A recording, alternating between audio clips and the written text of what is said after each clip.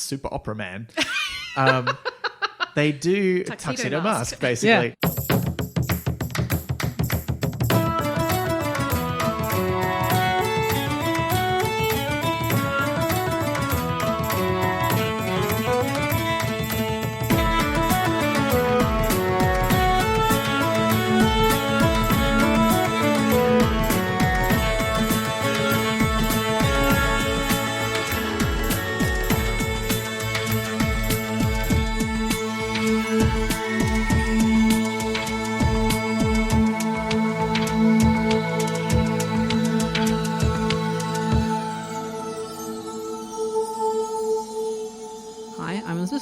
I'm Ben McKenzie. Welcome to Pratchat, the monthly Terry Pratchett Book Club podcast. Each month we discuss one of Terry Pratchett's books with a special guest. This month we're talking about Maskerade, or Opera. It's a slugly business.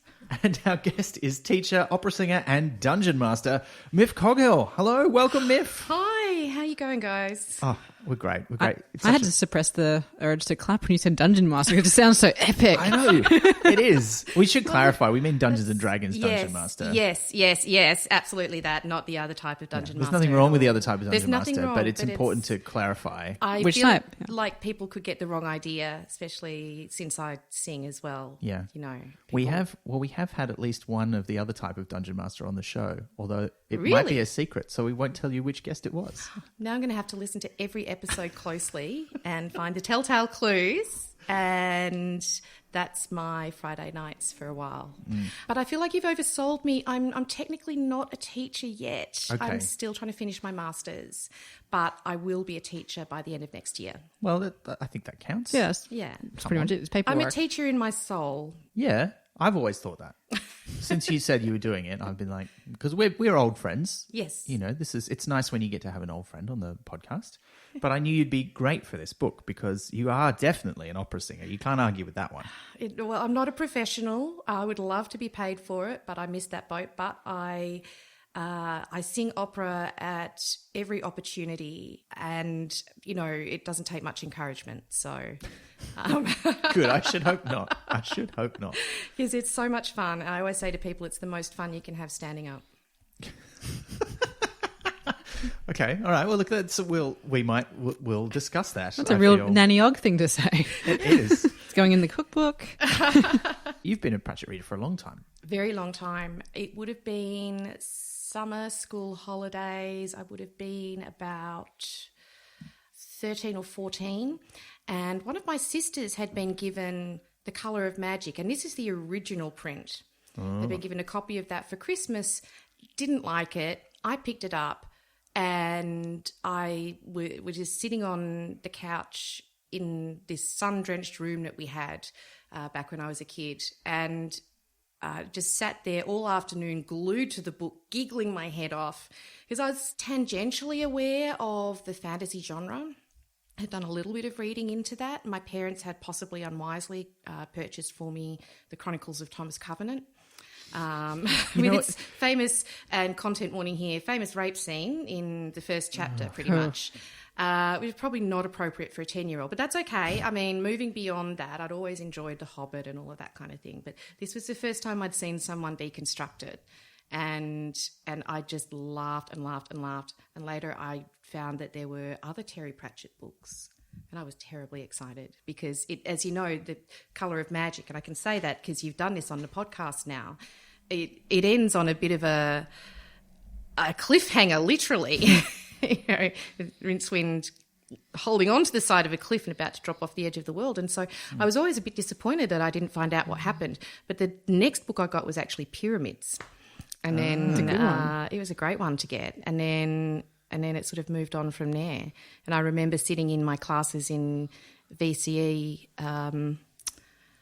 having a copy of Small Gods hidden under my stack of books and reading that quietly in class and trying to not do my actual work, but read Terry Pratchett. So, yeah, the addiction started young. Nice. That's a smart way to do it because I used to just read in my desk. So my desk would be slightly ajar and I think it's pretty obvious. Bit of a giveaway. Yeah, if I can just say as a teacher to be, we know when you're doing that. Kids out there, note to you, we know that you're doing what you're not supposed to be doing, okay? We know. We can tell. If you feel like you're getting away with it, it's because the teacher is letting you get away with it because they know it's better than trying to hassle you about it. And a note to teachers, if you don't want kids to read in their desk, don't have a competitive book reading chart in the classroom. You know, I was working at a school recently where they had one of those in the library. It was me and Louisa were number 1 and 2 throughout the whole thing. Yeah. And so if you had to take every spare minute you could to get ahead. It's such an honest thing too, because there's no one actually sitting there watching you read the books. There's no one who's going to go back and quiz you on it to make sure that, you know some little thing from each chapter. So people have got to be really honest with that stuff. It's crazy. So, but that's a good thing, I think. It'd be a real hollow victory, though, if you lied about the books you read to win the school reading chart. Yeah, I never had to lie. Yeah. Because I just spent all night reading anyway. I read 5 Goosebumps books during Princess Diana's funeral. It was a long funeral. It was a really long funeral. It was a long funeral. Yeah. And also, the books were not very long. Yeah, you could read 5 in a funeral. I shouldn't laugh at that. I really shouldn't. But Is that going to be the episode title? 5 in a funeral? No. No, I don't think so. 5 operas and a funeral. No, let's not. There's 5 funerals and an opera. there's certainly not 5 deaths in any one opera. There's only time for about 1 at the most. Well, no, yes, because we're going to have lots of opera questions because I know just enough about opera to be dangerous, I feel, in the sense that I know a little bit about the things that everybody says when they first see opera. And they're all like, oh, I'm probably the first person to notice that, they repeat themselves a lot. And you're like, no, you're not. It's just... What's even more hilarious is when it gets translated into English and people are like, oh, I love how beautiful this aria is, and it gets translated into English and then you sing it to them in English and they're like, it just says the same thing over and over and over. And I'm like, yeah, it does. In fact, there is one in there, in the book, there's one like that. And it's basically it's so mundane. Yeah. The beauty of it comes from the music. The music, and it's not just the music, but it is a lot of the music. Yeah. The door is sticking. The door is stuck. This damn door sticks. This damn door sticks. It sticks no matter what the hell I do. It's marked push, and indeed I'm pushing. Perhaps it should be marked pull or something like that. Yeah. And I'm just thinking, I am famous for pushing on doors that are marked pull. And so I feel like that was written for me. Like the Far Side cartoon, Midvale School for the Gifted. But we're going to have some opera questions for you as we go, I'm sure. I'll do my best to answer them. It's going to be great to have your insight from someone who's performed and seen a lot of opera. If you're listening and you've got questions or comments, you can totally put them on social media while you're listening. The hashtag for this episode is Pratchat23. And just while we're on the subject of questions, if you've got any for this episode or for any episodes, we love them to be in a public forum. So we've had a few that have come via private messages recently. And if email is the best way for you to get in touch with us, that's fine. Or if you want to talk about something and you don't want it to be a public discussion, that's also fine. But if you just want to ask a question, and particularly if it's one you'd like us to address on the podcast, it would be great if you could put that somewhere public, because we like there to be a discussion and for people to be able to see those things. So yeah, that would be great. But I guess we should get on to discussing the book. And we'll start, as we traditionally do, with a reading of the blurb. I thought, opera, how hard can it be? Songs, pretty girls dancing, nice scenery, lots of people handing over cash. Got to be better than the cutthroat world of yogurt, I thought. Now, everywhere I go, there's, death to be precise, and plenty of it, in unpleasant variations. This isn't real life, it's worse. This is the Opera House, Ankh-Morpork, a huge rambling building where innocent young sopranos are lured to their destiny by a strangely familiar evil mastermind in a mask and evening dress, with a penchant for lurking in shadows, occasional murder, and sending little notes full of maniacal laughter and exclamation marks. Opera can do that to a man. But Granny Weatherwax, Discworld's most famous witch, is in the audience, and she doesn't hold with that sort of thing. So there's going to be trouble, but nevertheless a good evening's entertainment with murders you can really hum. And the show must go on. So I've been waiting for the whole blurb to say this, but surely the cutthroat world of yogurt would have had more culture. No! Oh my God. I'm just trying to imagine, what would you be cutting throats with in the cutthroat world of yogurt? I assume like those cheese cutters. Oh no! You know what it is when you take the lid off the yogurt pot, like it's got the like the sort of foil metal that you fold it back. That's always got a really sharp edge. Be like a throwing star. You or could something. fold it into a little ninja star like kids do with paper in schools, and it would be deadly. It's got a real edge on it. Anyway, sorry. That's the blurb from. It's actually the same blurb as I've got in the original edition over here, and this is of note for podcast listeners who care about this sort of thing. And I know there are some of you. This is the first book that I bought new as a hardcover when it first came out, because it came out around the time I just caught up with all the ones that had previously been published. I was working in a bookshop at the time, and I got a staff discount, so I bought a hardcover when it came out. But it has the same blurb as the current paperback, which I thought was interesting. Sometimes they change That's it up. Neat. Yeah. It's got the quote from Mr. Bucket or Mr. Bouquet. I was thinking that when reading it, and then one of our regular listeners and subscriber, Chew and Sneezed on Twitter, pointed out that and posted a lovely GIF of Hyacinth Bouquet, and I was just like, yes, I thought that the whole time. Is this the first like proper big crossover book? Do you think? Does it count as Are a you crossover? saying it's like the end game of... No, because Granny goes to Ankh-Morpork a lot earlier. Well, in Equal Rights, she does go there. That's true. And there's a trip to Ankh-Morpork during Weird Sisters, although none of the witches go. But the Watch is in this one too. And there's And I feel like they're... Yes. Yeah, they're not... I mean, they're not... All the characters aren't present. But Vimes isn't there, so it's not a Watch book. Ooh. It's a bit like... Well, it's a little bit like how they do in Deadpool, where they like go to the mansion of the X-Men. Oh, but none of the X-Men are there. None of the regular X-Men are there. I feel like that's how they've kind of done it. It's like they've got the more peripheral characters that come in. So, well, Nobby's a major Watch character. But is it Nobby or is it Count de Nobs? Well, look, we're getting way ahead of ourselves with that comment. I just said that out loud, and I now understand why it's funny. Yeah. It is very funny. One of the things that struck me is that this is basically the second last proper witches book. Because, I mean, well, depends how you count the Tiffany Aching books. The Tiffany Aching books, yeah. Because after this, is it Kappa Yagulum is the last one, I think? And then that's it. And I'm always really surprised because there's more and more Watch books as you go along, but he sort of stops writing the witches books with the original cast and switches over to Tiffany Aching after only 5 books. And it seems like not many. I think that he didn't... This is pure conjecture, but my feeling on that is that he knew that there weren't many more stories left to write, that Granny was really, so old that she was staring death in the face. And I think he did not want to write her death. That's my feeling on it. Okay. With no evidence. Even wanting more. Yeah, okay. But it just seems very short because arguably Equal Rights feels very different to the other witches books because it is much earlier and it doesn't have all the other characters in it.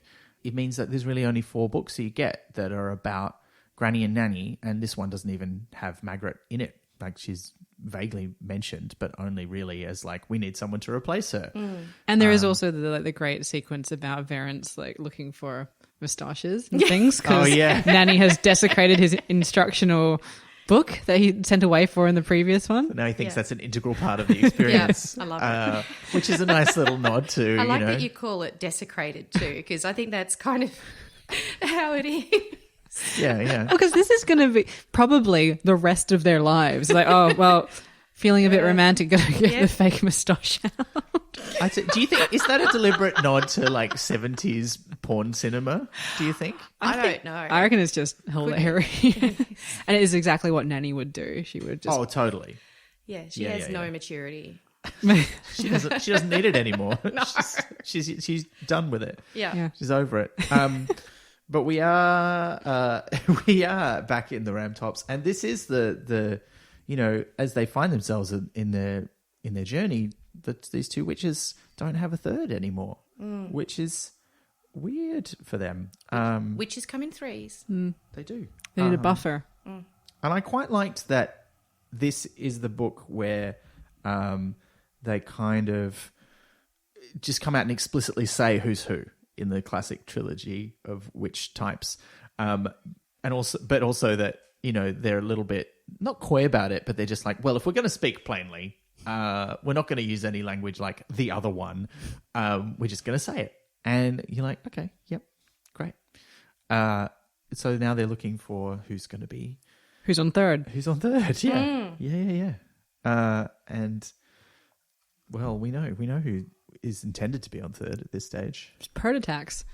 Pratchat. I love that because that's exactly... And it's someone with an unusual name. I can tell you that people always pronounce it exactly as they want to, no matter how many times you tell them. Once they've... It's like a horse getting the bit between its teeth and doesn't give a shit anymore. And they'll just say your name however they want. And they think that you're weird because you've got a weird name. And it's like... Ugh. But she's chosen her weirdness, which I think is wonderful. You know. But I think it's interesting, like, because they talk about how she has natural talent as a witch and basically power needs to find a way out, and the way hers finds its way out is through singing. And I find it really interesting that she has created Perdita as an alter ego, not just as like another name, but it's also like another version of herself that is a form of escapism. And is that the name and personality that's associated with the ability to sing and be a witch, or are they all separate things? Well, Perdita is a continuation, effectively. And I have to admit, I don't necessarily like the way that Pratchett continues that character on and that characterisation, and rather than turning it into an essential part of Agnes as Agnes, and it being just a way to express another side of herself, he actually turns it into a whole other personality that can take control. That's in a later book, but there's elements of that in this book, though. There are. Like, she's like a little voice in Agnes's head going, "Just be a jerk to Christine." Yeah. Which is correct. Well, as time Christine goes on, can suck it. Well, she shows it. She shows her true colours as things go on. Do you know what though? I've known Christines, and wanting to hurt them is seriously like wanting to hurt baby rabbits. You know, it feels evil because they're just sweet people, nice, kind, gentle people. They just happen to have this amazing talent, and they're beautiful, and they look great in a dress, and it's like, I want to hate you, but I just can't. So I disagree with you there, because I agree with I don't want to hurt Christine. I just want Christine to go get a job that is within her skill set. She kind of has, but no. What I think is, I don't agree that she's a sweet person. Like, there's that scene later on where it's like she knows exactly how to seem like that person. She's playing a role. Yeah. So that's not who she is. She's calculating. So you're right, actually, and. You know, I've met people who really are what Christine purports to be. And that's fine. Like, those people are great. Yeah, and they're just beautiful human beings and terribly talented, and it kind of makes you sick. They're so talented and so beautiful. It's like, I want to hate you, but I can't.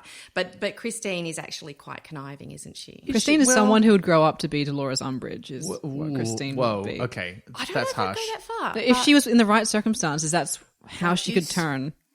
Look, I mean, I think there's a question here, and look, we should establish what's going on, because we kind of jumped into the question of Christine, but we do meet her very early on in the book as Agnes goes to Ankh-Morpork and auditions at the Opera House, and Christine is there also auditioning. Well, she's not auditioning, is she? Because she comes from a position of privilege. She gets hired as someone to be in the chorus of the opera because her father has loaned the new company owner, Mr. Bucket, or Mr. Bouquet. I'm going to say Bucket because I think it's funnier. Bucket? I think it's funnier. But her father's donated to the Opera House, and so and it came along with strings, which was that you're going to hire my daughter.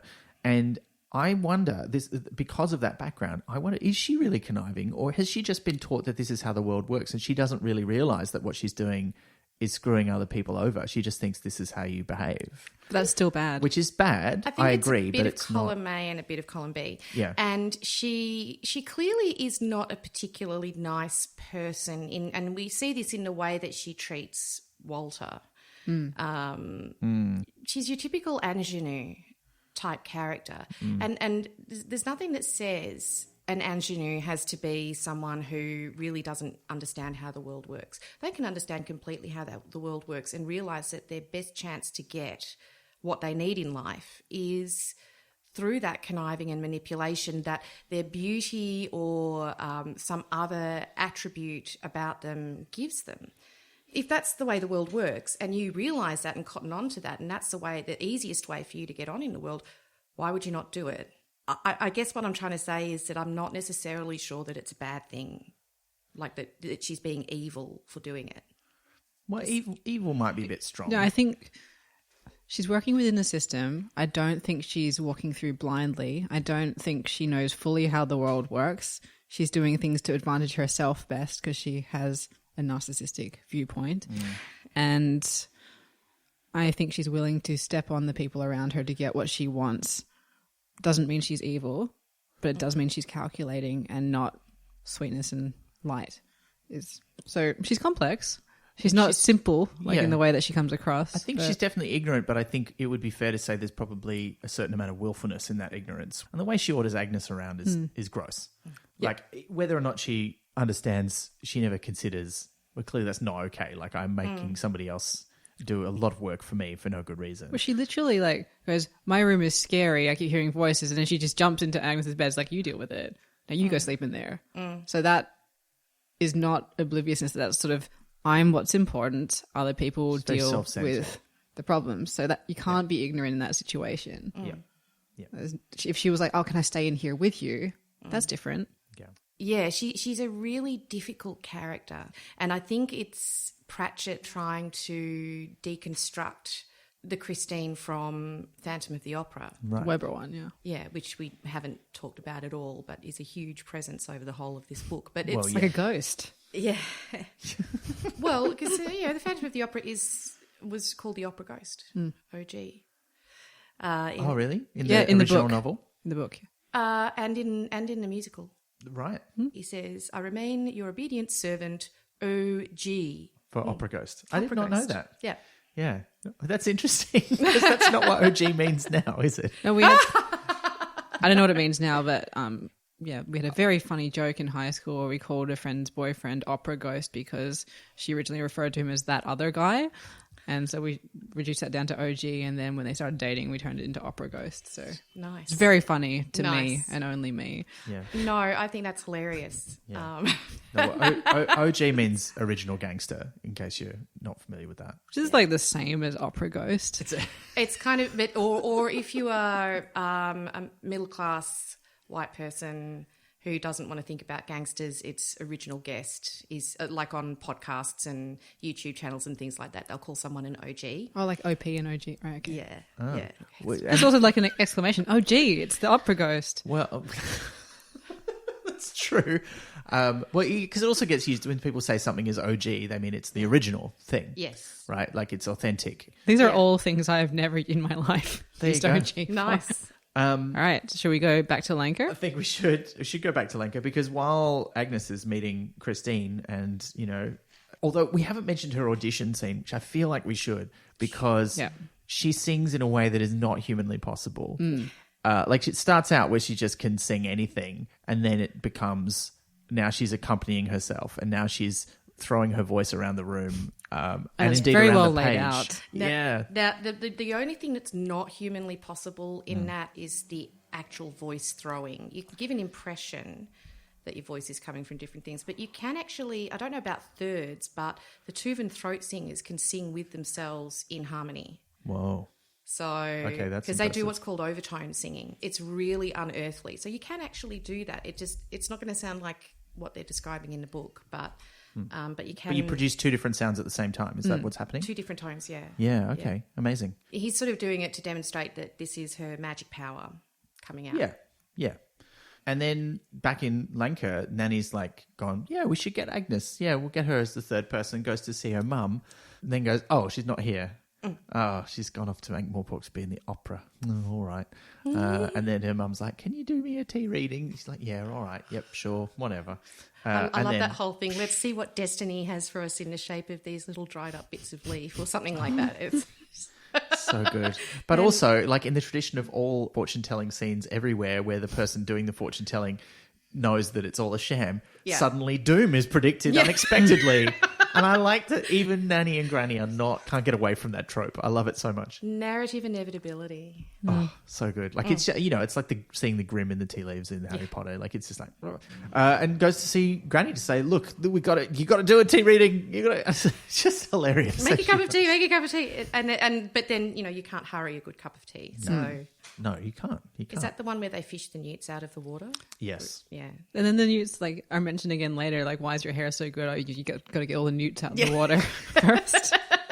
It's like, what product do you use? Newt-free water.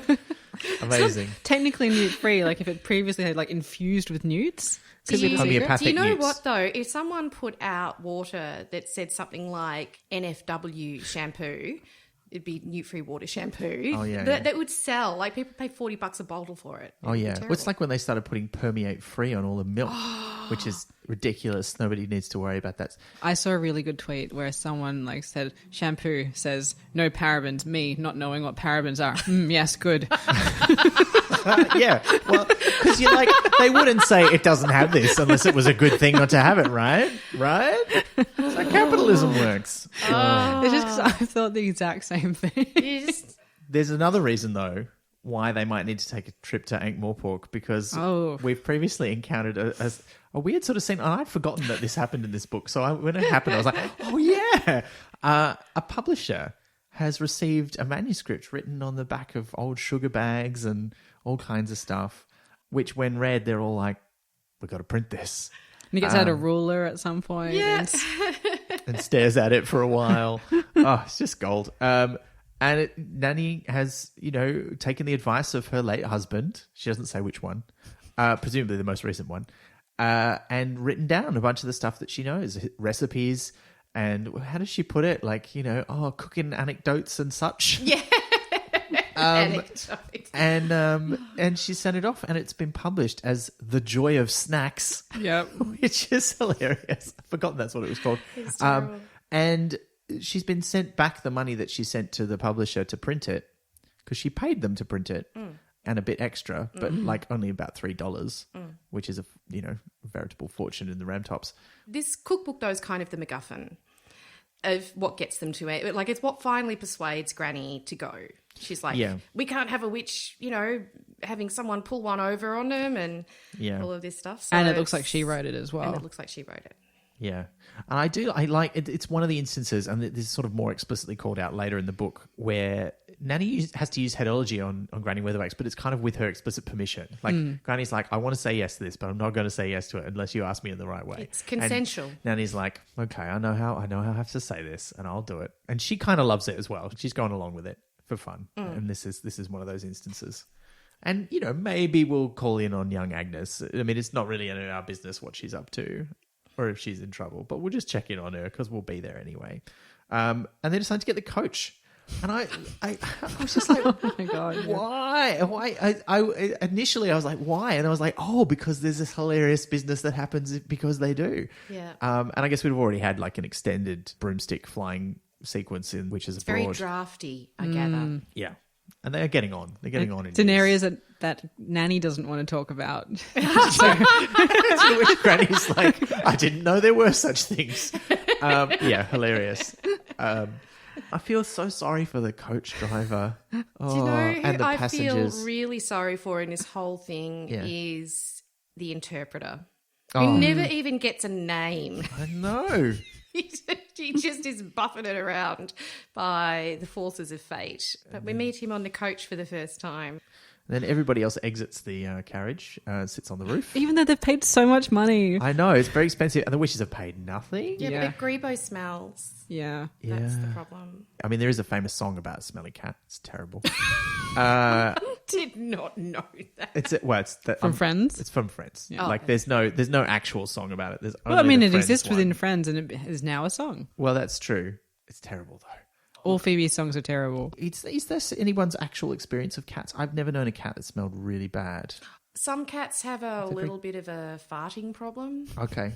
Yep. When I say a little bit, it's like when they're happy. You mean a lot. When they're happy, they fart. But they do make the point in the book, or Pratchett makes the point, that it's not from any known orifice. So I don't know about cats that are just smelly because they smell. Old cats can be a bit smelly. This is a real cat thing. I Does he think. smell like sulfur, like because of the magic that's within his body because he can now change easily into a human? Well, maybe. Maybe it's something to do with how the magic has a smell. It could be. Or I haven't thought about it. Greebo has the ability to make a smell happen because he wants people to go away. Yeah, that seems more likely. Because he's a real cat. He's got all kinds of crazy abilities that we don't want to know about. Yeah. This is how they meet Senor Basilica, the famous opera singer, because he's the only one who doesn't get out of the coach and sit on the top because it doesn't seem to bother him, and he spends the whole coach ride, or most of it, asleep. With Greebo on him. So Greebo and him get along quite well. And he also, when he does wake up, it's really just to inhale one of their pies. And a beer. Which he's very grateful for. Because he doesn't get to have them very much. Has to have all these tomatoey foods, even though he can't actually have tomatoes. Yeah. Oh, it's sad. He's allergic to them. It's very sad. And they have the stay in the inn along the way, where they realise that he actually does speak Morporkian and that he's from Ankh-Morpork because they hear him singing in Morporkian. And he asks for more pork. He does. And then goes back. But as soon as somebody comes to visit him, he starts singing in whatever. Do they actually say where he's supposed to be from? He speaks Brindisian. Brindisi is like the equivalent of Italy. It's a melange of Italy and Spain, to be honest, because Senor is a Spanish. Oh, well, that's true. Honorific, so it has to be a combination of the two. But interestingly, Brindisi is a drinking song. Famously in Traviata, there's a song called the Brindisi, which is a drinking song, which is the Libiamo. It's like a duet between the consumptive soprano and the jerk tenor, who claims to love her.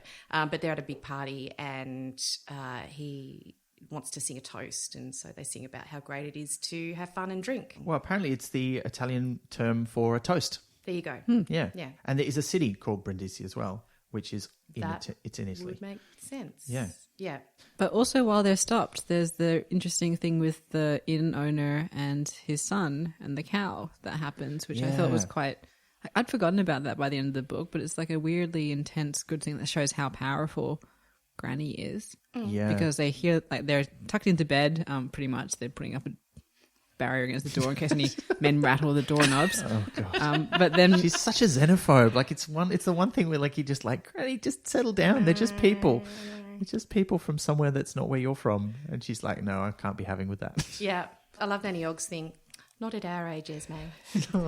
So the inn owner and his wife come with their son, who is very ill, and also the cow is ill. He thinks there's like a curse upon their house, and so they go into the barn, and he's a bit disappointed that she doesn't want a toad, because like, how is she going to do any of this? And I just really love. He's like, I know where there's a toad. I'm like, it's just like, I know witchy stuff. Like, don't you need witchy stuff? And they're like, no, we're not doing any of that. How do you know nonsense. where a toad is? But I love Nanny. Well, I mean, it's the country, but like. They move. Well, true. That's true. You know where it lives, though. Well, You can find one. But then when Nanny requests, was it 4 pork chops? Oh, yeah. And a pint of beer. Yeah. And maybe 2 glasses. Yeah.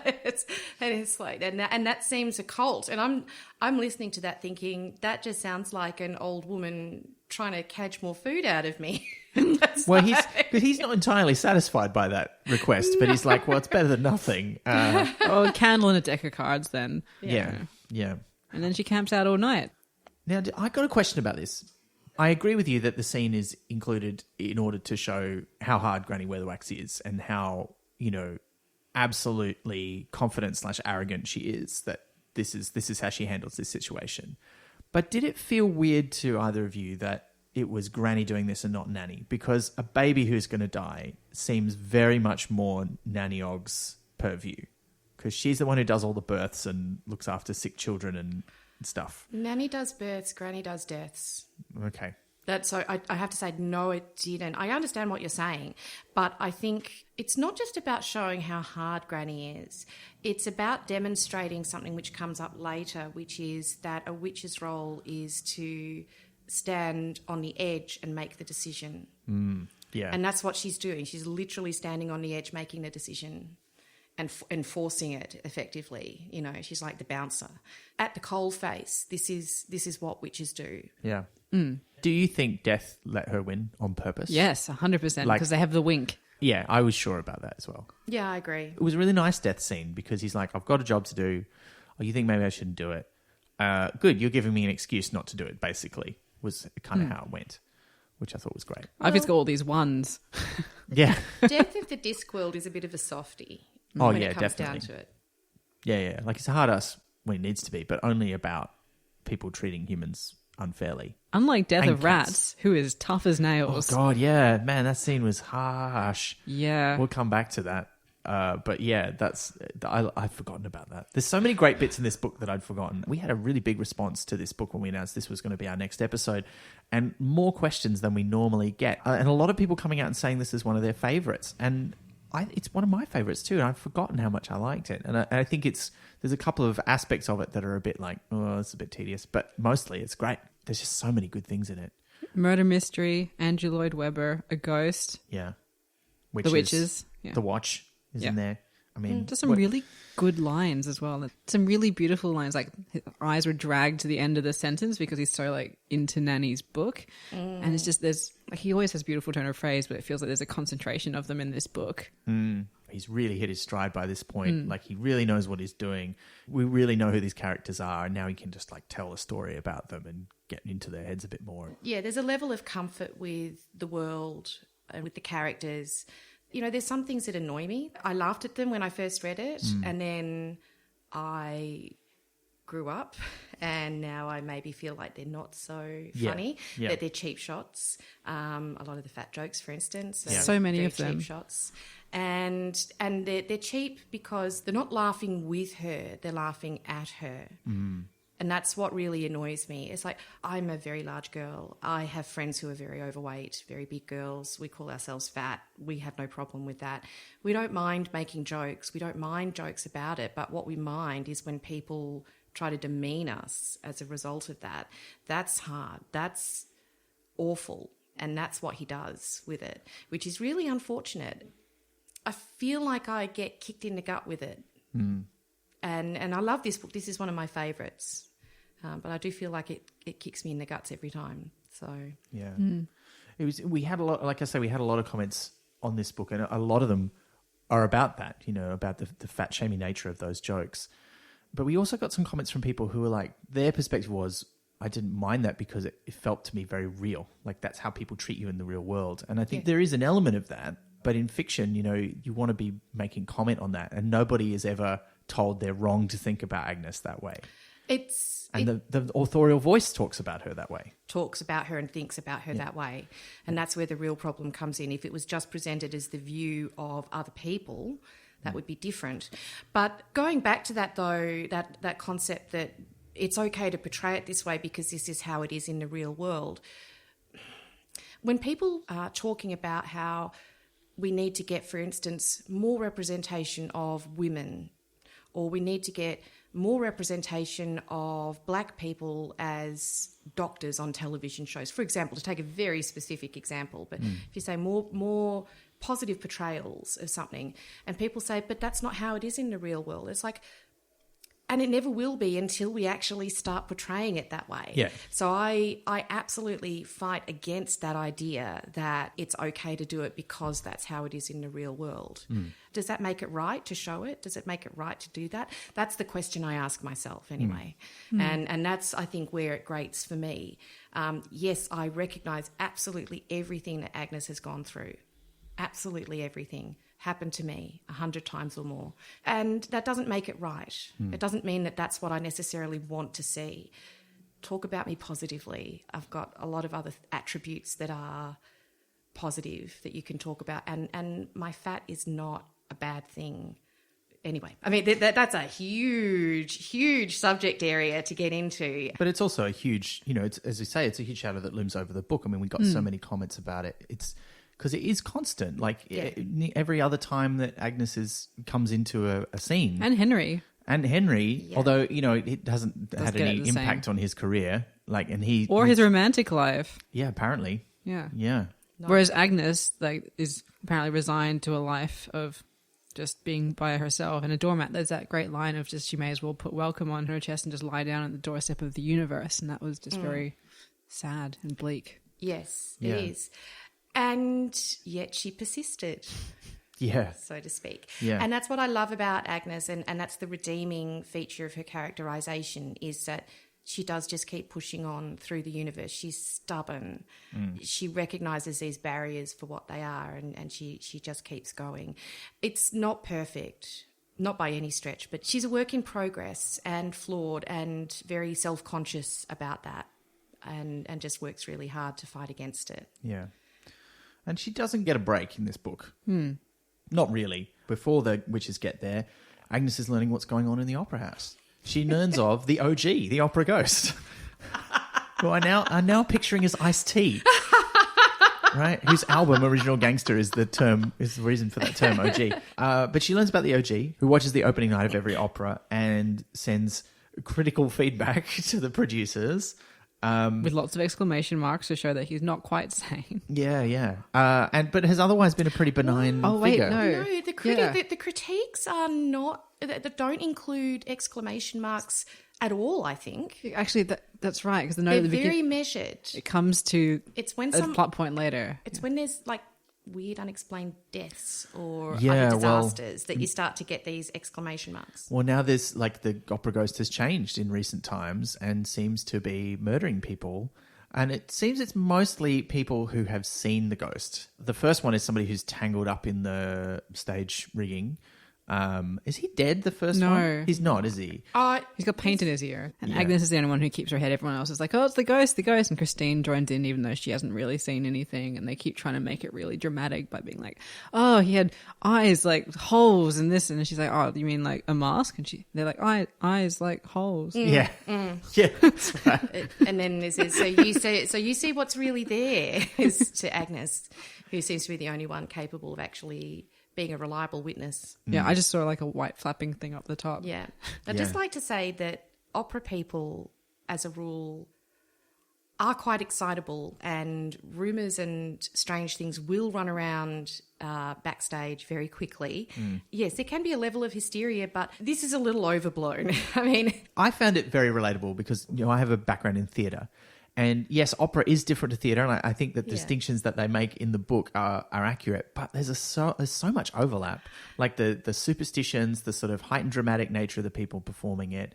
I mean, that extends to all musical theatre, but also just theatre as well. Yeah. And someone made the point recently that, as a performer, you are being asked to tap into the most personal and emotional parts of yourself and put them on display. But at the same time, you're also in an industry where you are constantly being rejected and always having to find new jobs and new work. And so you have to be emotionally resilient. You have to be both of those things. And that's hard. Like, it's a hard act to balance. And that's true of a lot of creative pursuits. Writers, I think, are in a bit of the same boat, and they have to be able to put, depending on the kind of writing you do, but you have to put a certain amount of yourself and your emotion into your work. And you're also trying to get published, and you get a lot of rejections from publishers and editors. And not to say that all actors and all performers and all artistic or creative people are the same, but there is an element of that, I think, in all of those pursuits. Absolutely. You tend to have temperament groupings within theatres. So the people who work backstage tend to be very level-headed. Just by nature, they tend to be calm. Then you've got the orchestra who are there to do a job. They're consummate professionals. In amateur world, they're the only ones getting paid, usually, as performers, because the singers are not usually. They've trained decades, and they just get in there and they do their work, and they do it so well, and they get out. And then you've got the ones that actually get up on the stage, and they can tend to be highly strung. That's absolutely true. But this is really exaggerated. Oh, yeah. Yeah, obviously it's going to be exaggerated, but it is very exaggerated. There's a really good song in Phantom of the Opera, the musical. Well, obviously not the book because there's no songs in that play. Well, there are songs. But like not that you can hear. But like, there's the songs in the opera in the book, that there's not songs about the. You can hear story. them if you're Walter Plinge, because he just plays music. No, in the book of the Phantom of the Opera. I know. Yeah. But about Prima Donna, where the owners are trying to settle down the diva. And by telling her how great she is because she's all like a fluster. Prima donna. I thought that she was going to, like the prima donna in this was going to have more of a role, but she just kind of had a bit of resentment and then just disappeared. She's barely in it. Yeah. I did find it interesting, like, to talk a bit more about Agnes's situation in this book, that, they recognize that here's the prima donna, and she's a large woman and she's like the star of the opera, or one of them. But they make that distinction that, but Agnes is like a young woman. And so she can't be that yet, even though she can probably sing better than that woman already. There has to be the remove, like that you can be a middle-aged woman playing a 17-year-old, but you can't be a 17-year-old playing the same thing. Yeah. And this is definitely not the way opera was. Historically speaking, you could have singers playing right within their type. The problem is that if you're talking about a role like Sieglinde, who's a young woman who meets and falls in love with her twin, because this is opera, and they have a baby together. But anyway, you can't sing Sieglinde as a teenage girl. It's way too heavy vocally for you. Like you really wouldn't be wanting to think about doing that until your mid-30s at the earliest. I mean, that's the only time I'd want to have a baby with my twin. That's right. You'd want to be prepared. Exactly. Yeah. And, that's the normal response. But yes, so opera. But that's the thing. It's like vocally you need to be at a certain age and a certain stability with your voice and have had a certain amount of training to be able to tackle these roles. Yeah. Well, it's the same way, in Hollywood you have all these actors who are in their 20s or even early 30s playing teenagers on, high school shows. The OC. Yeah. We don't talk about the OC here. Oh, yes, I forgot. 90210. That's fine, yes. Yeah. No, I'm kidding. Buffy. Luke Perry. Yeah, it's the same kind of deal, I feel. So there's a method behind it. Now, I mean, Agnes obviously is unusual in that she's got this amazing voice very young. But supernatural. So. It's supernatural. But she's, and she could do these things, but what she won't have is the emotional maturity behind it either. Yeah. So there's that level of unreality with it as well. But neither does Christine. No. So. No. Well, And I that's don't know. the problem. I think you get the impression that she's actually a pretty good actor. I think she is a can't very sing, good actor. But she can probably act. And I she thought she can was look the part. good I at don't know. looking good on stage, and people just fill in the gaps around that. Which, look, I'm going to say something slightly disparaging about the opera. That is a large part of acting in the opera. Like, there's not a lot of dialogue and there's not a lot of, it's very... Is it There's fair some to say face it's acting. melodramatic? That's what most opera I've experienced certainly is like. Like, it's not, it's not like I believe this emotional moment. It's like, this is all very heightened emotional business. Like, you are representing something rather than being a real person when you're playing an opera part. Augmented reality, perhaps, like just a slightly heightened reality. I wouldn't say sort of melodramatic. Oh, it's definitely AR. No, it's absolutely. Yeah.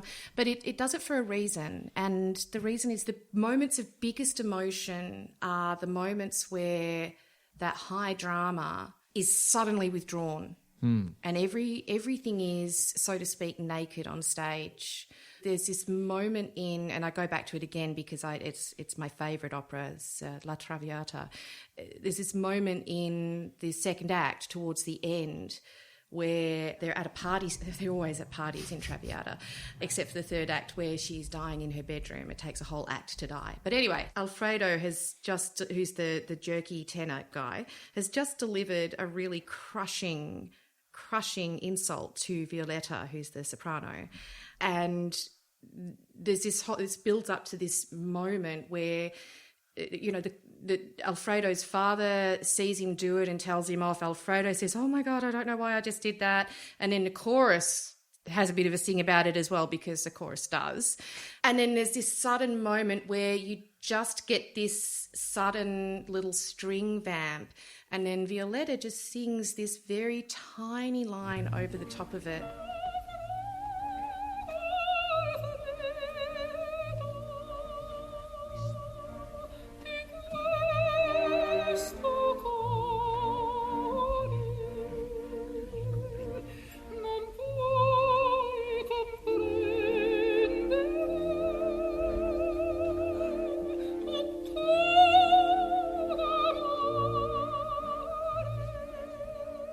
You can't possibly understand how much I loved you with this heart of mine.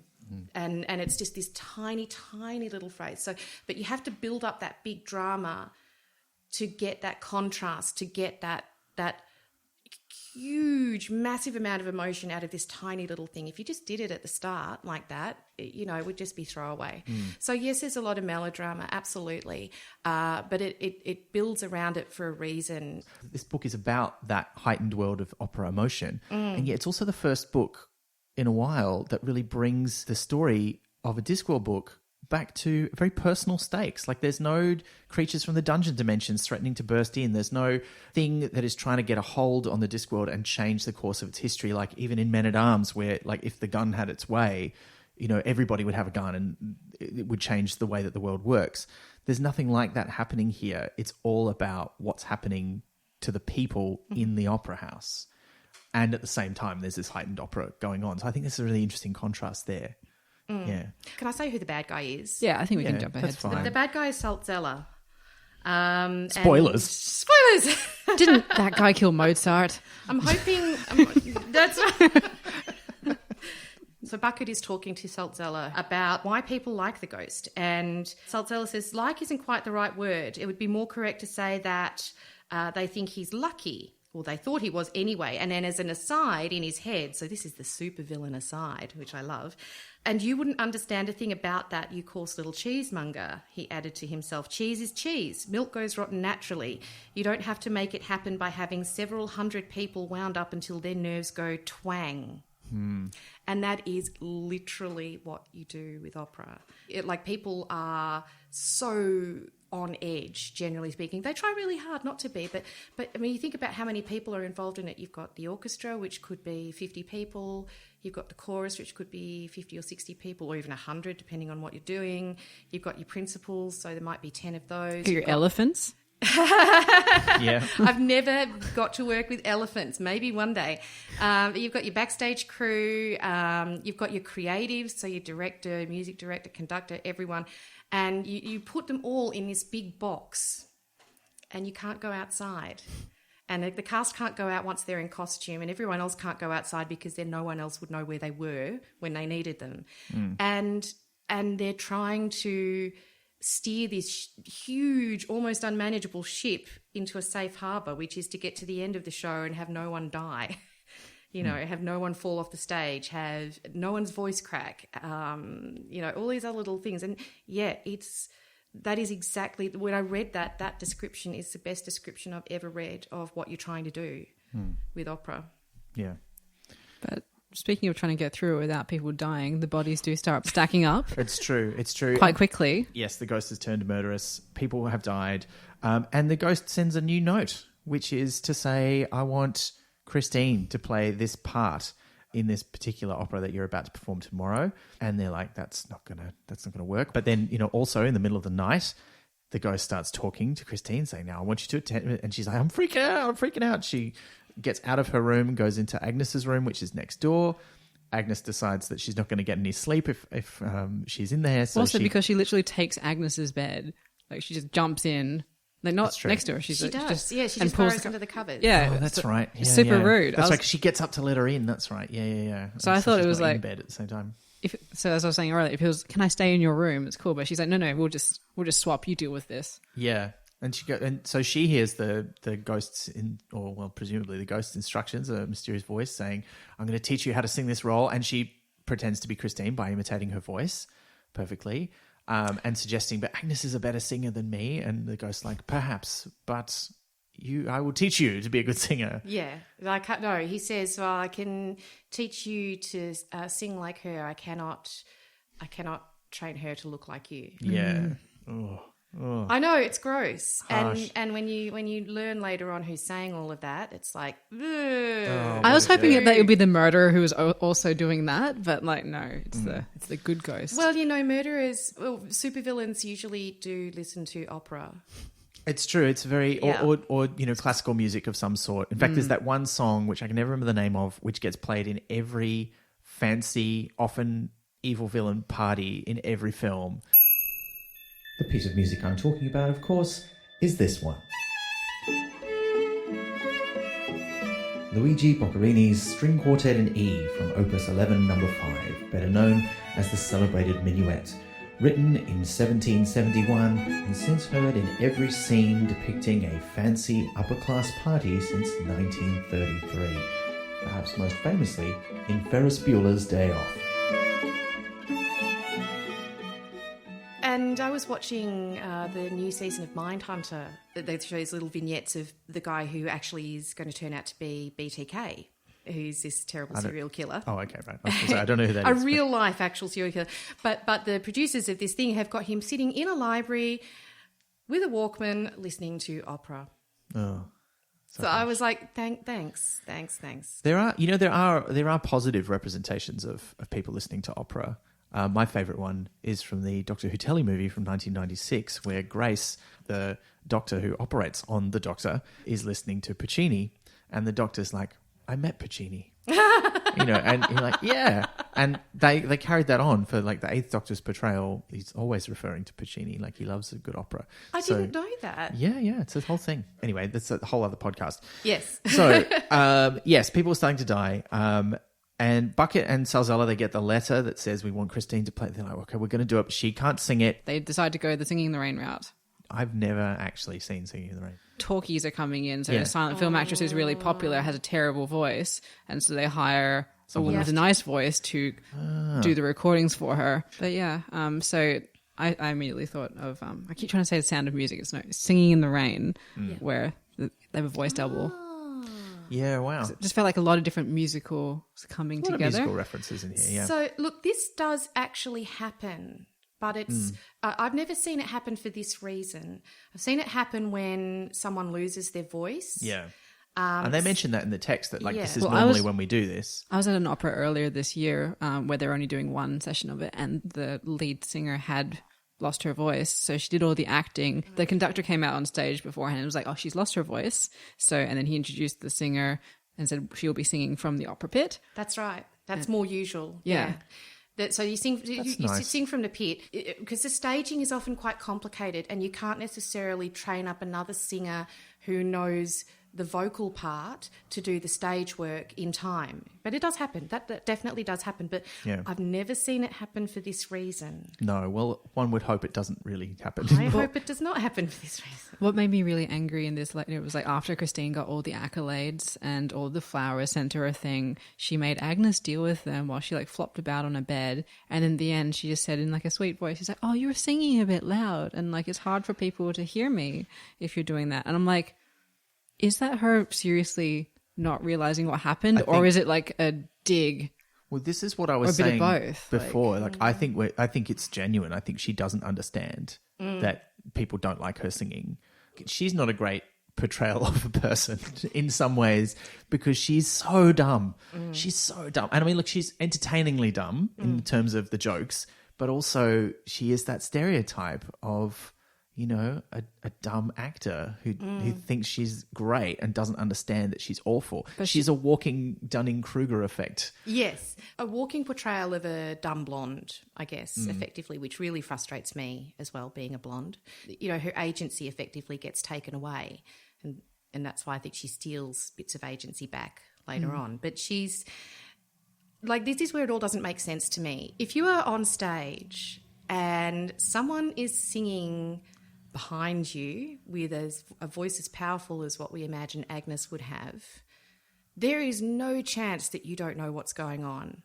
This is my technical gripe, I guess. Yeah. The other part of the technical gripe is that there is no way that the OG does not know that it's Agnes he's training and not Christine. There's a willful ignorance throughout this book. Christine wants to believe that she's that good. So even in the moment, she might be like, "Oh, something's going on here." She seems like the sort of person who'd be able to convince herself in the moments afterwards that, no, actually, I was good. And you slowly just tweak your memory to be like... I'm sure she does. And I feel like that's it. And also perhaps Opera Ghost is like, no, I trained her so well that this is how it went. There's a will for ignorance. I agree with you in that it's...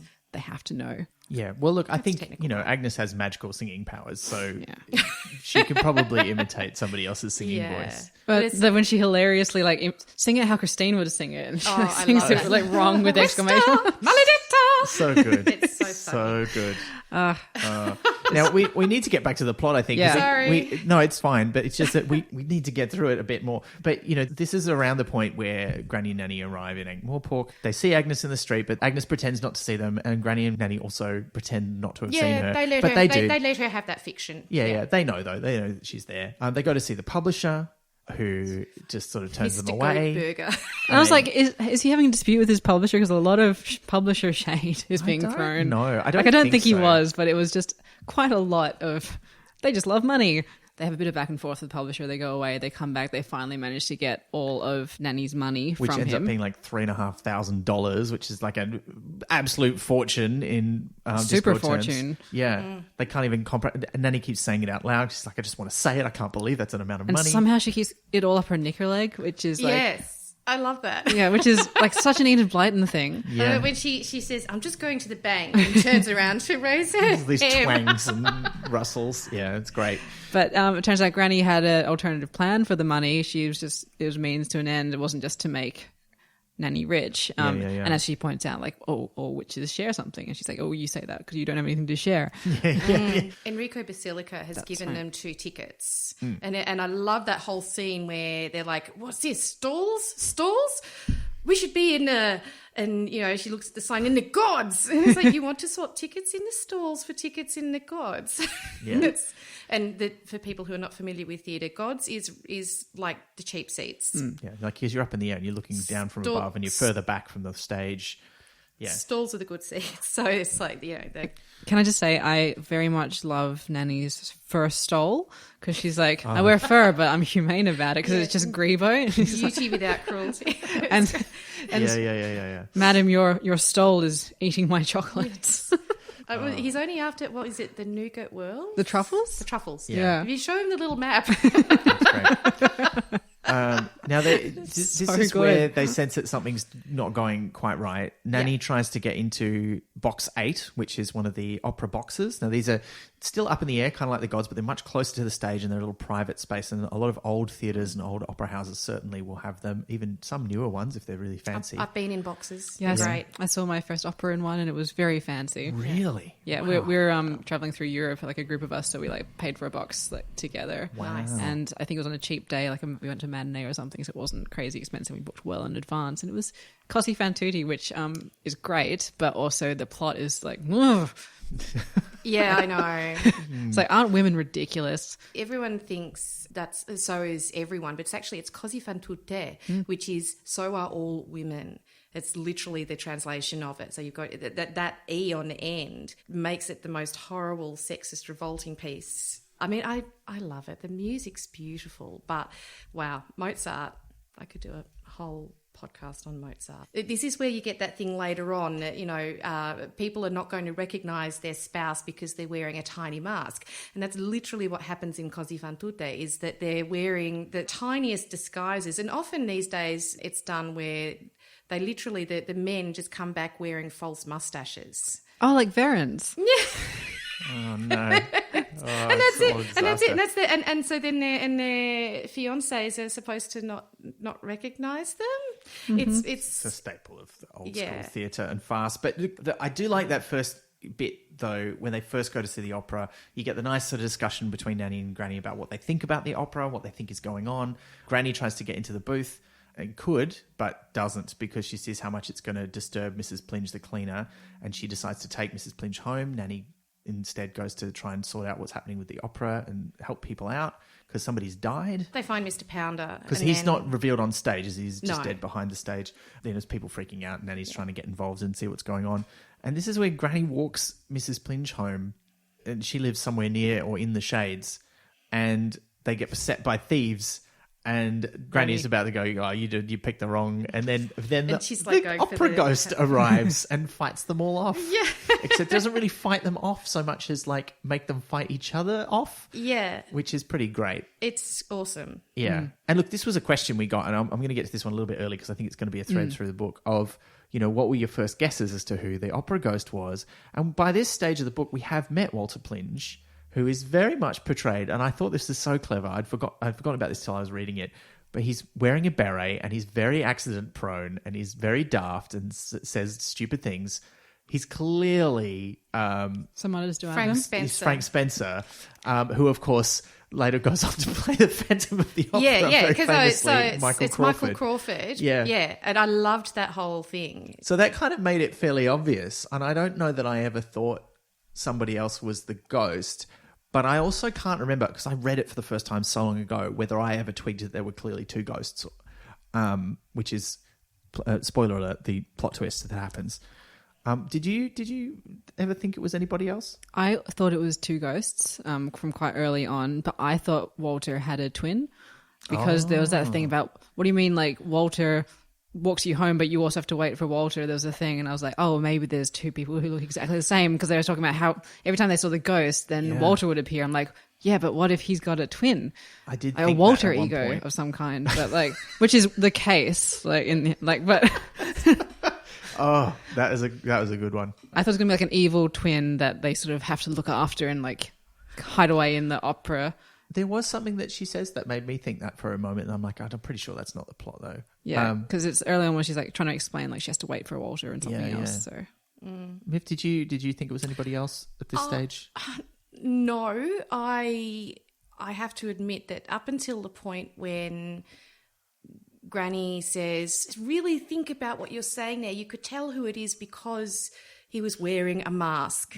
And up to that point, it hadn't quite twigged for me when I first read it. So, no, I thought that he was... It didn't make sense, but I thought that he was the bad guy and a good guy. Yeah. And also because, he conveniently disappears just before the ghost turns up in the sequel, because he's with the body behind the stage, and Nanny tells him to stick around, and then she turns around and he's gone, even though he clearly is the kind of boy who does what he's told. It's not, too obvious, but I think it's fairly clear. But then you also have this misdirection with, we don't believe that he would kill anyone. And then Andre, the band leader or musician, who Agnes gets very suspicious of. I'd forgotten about him in this book. Like and when he turned up, I was like, oh, he's a bit sus, isn't he? Yeah. Yeah, and then it turns out there's a reason why he seems a bit sus. Yeah, which is great. I thought, like, for a moment, I was like, oh, is he an actual ghost? Is he talking to anyone else? Like the janitor in... in the first season of Scrubs, I was like, is he going to be a real ghost? But then he was not. Because I was like, I'm suspect of him, but I think I'm supposed to be suspect of him. Therefore, there's going to be a twist, and maybe it's that. Yeah. Twist is good, though. Jump Street. Yeah.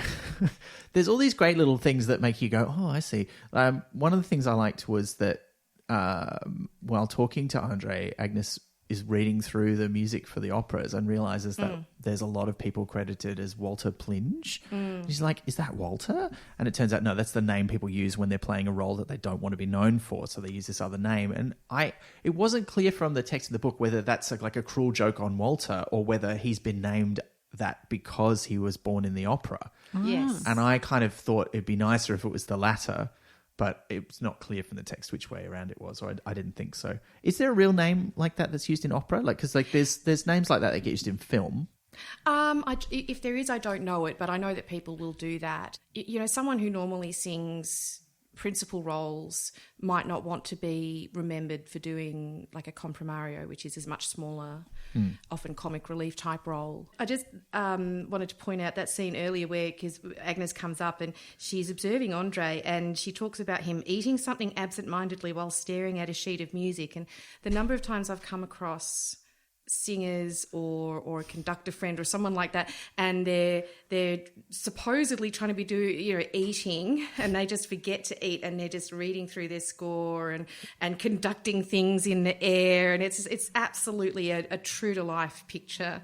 Like he's done, for someone who didn't know much about this world, he's done an incredible amount of research. Yeah. After all this stuff is happening, and also there's the little hint that Walter's sitting on the stage by himself and has instantly befriended Greebo, who he calls Mr. Cat. Yeah. What he is doing is he's listening to the music coming out of the walls. Because it's imbued with music. And what he's calling or summoning in his mind is a particular performance. And this is also very true to life. People will have favourite performances of particular operas. And so that's exactly how opera fanatics are. They will have their favourite performances and their favourite conductors, and that's what they want to listen to. So it was, but that's what he's doing. He's listening to a performance of an opera. Yeah. And then later he sings. Yeah. We find out. Well, in order to find out what's going on in box number 8, Granny and Nanny hatch their plan to spend thousands of dollars dressing Granny up as one of the knobs. It's just like a great montage. Oh, yeah. Almost. It's like from like 3/4 of the way through a film before they like break into the high rollers room in the casino. This would be like, if they made this into a film, which we can only hope they do one day, this would be so good. It would be one of the best bits of the film. It'd be awesome. And the comedic beat when they finally get off Granny's like boots and stuff and she's got perfect feet. Oh, It's like, well, they're spending $20. They're going to do something. Yeah. Yeah. And they get into that lunch with Henry Slug, who's still in character, and they've been trying to make a special pasta for him, but like it's been on the griddle for an hour and it's just gone black instead of soft. So Nanny says, don't worry, I'll take over the cooking for this meeting with the producer and the artistic director and the Chekhov's Joy of Snacks comes in. Oh, yeah. I'll take care of the pudding. Well, not just the pudding. Like the pudding is the icing on the cake, so to speak. But it's, they eat the things that she cooks up, and all of the men at the table are like, I'm just not going to stand up right now. And then they like accidentally spill cold water on themselves, and it's just go for a run. Great scene, really, really funny. Except for Henry Slug. Yeah, he's unaffected. He's like, no, give me some more. I'll just eat some more. And Granny, who does eat some, but manages to avoid its effects, and then later channels that into boiling a glass of water just by holding it.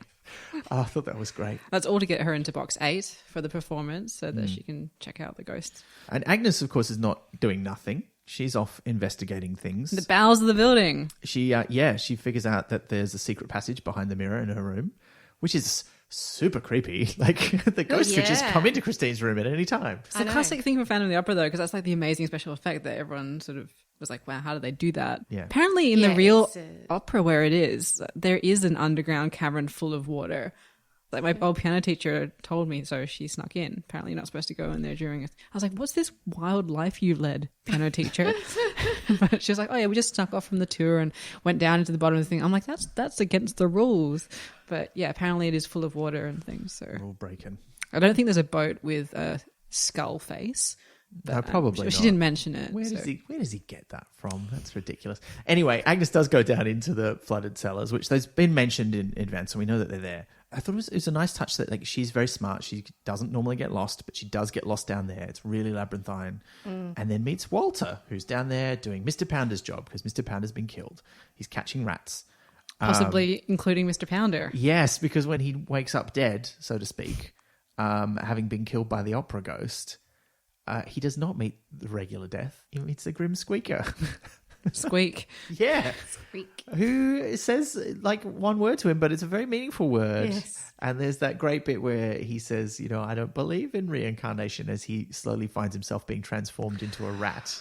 He says, but reincarnation believes in you. Oh, I love it. so creepy. It's It so seems good. very harsh, I thought, though. But I mean, it's like circle. It's tidy. I think the problem with Mr. Pounder is that he took a bit too much joy in He's his a bit work. too cruel. He was like That's the best fair at enough it. then. Like he won the prize like Yeah. years in a row. Oh, yeah. That was the impression I got of him. So his name's Mr. Pounder. It sounds like he's just squashing them. Oh, he's definitely selling them to McDonald's. Yes. Yeah. Or if he shrinks down to rat size, does that make him a quarter pounder? Oh, it's very More good. like more Not like a 12th even pounder. close. A 20th pounder. He's in a real pickle. That was really cheesy. When Agnes meets Walter doing Mr. Pounder's job down in the cellars, he agrees to lead her out. But she suddenly is like putting two and two together and going, have you seen the ghost? And his immediate response, such a great sequence where he says, Yes. 1 month, it's wrong to tell lies. She's like, yeah, okay, but have you seen the ghost? And he's like, yes. It's like, where did you last see the ghost? In the ballet training room. Okay. And then he leaves, and I think she knows what to expect in there, but she goes in to look and she opens the ballet training room. Of course, it's it's one of those classic ballet rooms where they've got the bars on these mirrored walls so that everybody can watch themselves doing the moves and make sure they're doing it right. And she can't handle it. She doesn't like mirrors, which is it's a bit double-edged, that comment, because it's like, is that another fat joke, or is that because she's a witch, or is it both? I think it was a bit of both. I think it's both. Yeah. But that's where he saw the ghost, because obviously he saw himself as the ghost in the mirror. And so she's sure that it's him. But the only person she tells about this is Andre. Which is weird because I'm like, I'm suspicious of you. Well, I think maybe she's like, I don't have to be suspicious of you anymore because now I know that Walter is the ghost. More than one person can be bad. Yeah. But yeah, I don't know. And also Andre's got that thing where he seems to be flirting with her. Yeah, and he's very single-minded too, which is, he's very wrapped up in his music, and that comes across so clearly. I think that she would feel a level of trust for him on the basis of that. She's just not about some of the ways that he does things. That's all. Like, she doesn't like being touched. Yeah. That's very clear. And he's a bit of a touchy-feely type, which is kind of typical of music people. And theatre people. Yep, we're all like that. Yeah. But Agnes has much higher boundaries than most people in the theatre, which is another sign that she doesn't really belong there, of the fact that she isn't really where she's supposed to be, which is what you kind of get all the way along. Yeah. I think it's true that she loves singing and music, but she doesn't really like anything else about the opera. Like, I really felt like the rest of it is all too fake for you. Like, you don't like this. You're just here because it's where you can go if you want to be a singer. Yes. And you have the voice, like, you can do it, but this is not what you really want to do with it. Yes, I think that she feels the same unease about it that Granny does. And, she's kind of our naive guide through the intricacies of the weirdness of opera. When she's reading through all of the program notes and trying to understand the plot, and they say to her, don't try to understand the plot. Yeah. It's like, to an extent, that's kind of true. It doesn't help you very much sometimes to understand the plot. And she's doing her best, but she's struggling. But she's also struggling with confidence in her own ability to work this out, because almost as soon as she's confided in Andre that she thinks Walter's the ghost, she meets Walter and tries to tell him, I know you're the ghost. He wanders off and almost immediately the ghost is glimpsed. And she's like, well, that can't have been Walter. Like, he was just here. Like, he can't have changed and gotten, and it's actually not clear if that is the Walter ghost or not, because as we find out later, he can pretty much do it instantly. But I think that's the moment where you go, I was so sure. And even I was like reading it and I was like, I'm pretty sure I remember Walter the ghost. And by this point I'd remembered, there's definitely two ghosts. And I kind of figured out who it was from memory. Like, I can't claim to be clever because I'd read it before. But I was like, I think I know what's going on here. The opera's hemorrhaging money. It's losing lots of money. And the books are just a shambles. Yeah. And everything costs so much. Well, and rather in the same way that governments will make unpopular policy announcements on a Friday afternoon when it can be buried under all the sport for the weekend, every time Bucket sits down to look at the books, some disaster happens. Oh, yeah. So there's these constant distractions to stop him from seeing it. And it's not until Granny goes in to the office and has a look at the books that she realises what goes on. And they say, what is it? Granny Weatheraxe was grudgingly literate but keenly numerate. And she works out really with just a glance what is actually going on. Which is also Chekhov's Joy of Snacks, because we've seen that at the start of the story where she works out how much money, if they've sold these books and they've sold this many copies and they've sold it for this much, then, they've made this much money off it and Nanny should have some of that. So, yeah, I thought that was a really interesting addition to her character. And also down in the bowels of the building now, a whole lot of stuff's gone down in the opera. Oh, yeah, well, we haven't even gotten to the actual performance that night because there's a soiree. A soiree. Soiree. We got fish eggs. Yeah. After having successfully purchased box 8 so that she'll be allowed to go in there and see what happens, they insist that she has to go in there with a man. So they turn Greebo back into a person and dress him up as in black finery. So he looks like a sexy pirate man. I'm just going to say it because that's what it is. Who drinks milk. Who drinks milk. Like he's... Oh, anyway, we've got a question coming about that. We'll come back to him. But I just want to say quickly, though, it is very good that no matter what form he's in, Nanny sees him as a kitten. I know. Because I'm just like, ooh, is she going to do something horrifying? And you're like, no, thankfully not. But yeah, there is a bit of a question there. But yeah, they're at the soiree before they go into the box where we meet the... in inverted commas, undercover operatives, Nobby and Detritus from The Watch, who are not very good at being undercover, which is great. I really enjoyed that sequence. They're very funny. Count the Knobs and Count Detritus. Count Detritus. So good. So good. But like, would Carrot have done any better, really? Like, aesthetically, yes, but he'd still got his Watchman bearing. No, I don't think he would have done any better. And everyone knows him. I mean, everyone knows Nobby and Detritus as well, but they're kind of, I think they're sent along as a distraction from totally. 100%. the real force that's That's there. true. Yeah, Undercover. yeah. They go to the soiree. They hang around for a bit. They go into the box. Walter, we see him turn himself into the ghost. He puts the mask on, straightens up, becomes this incredibly different sort of personality.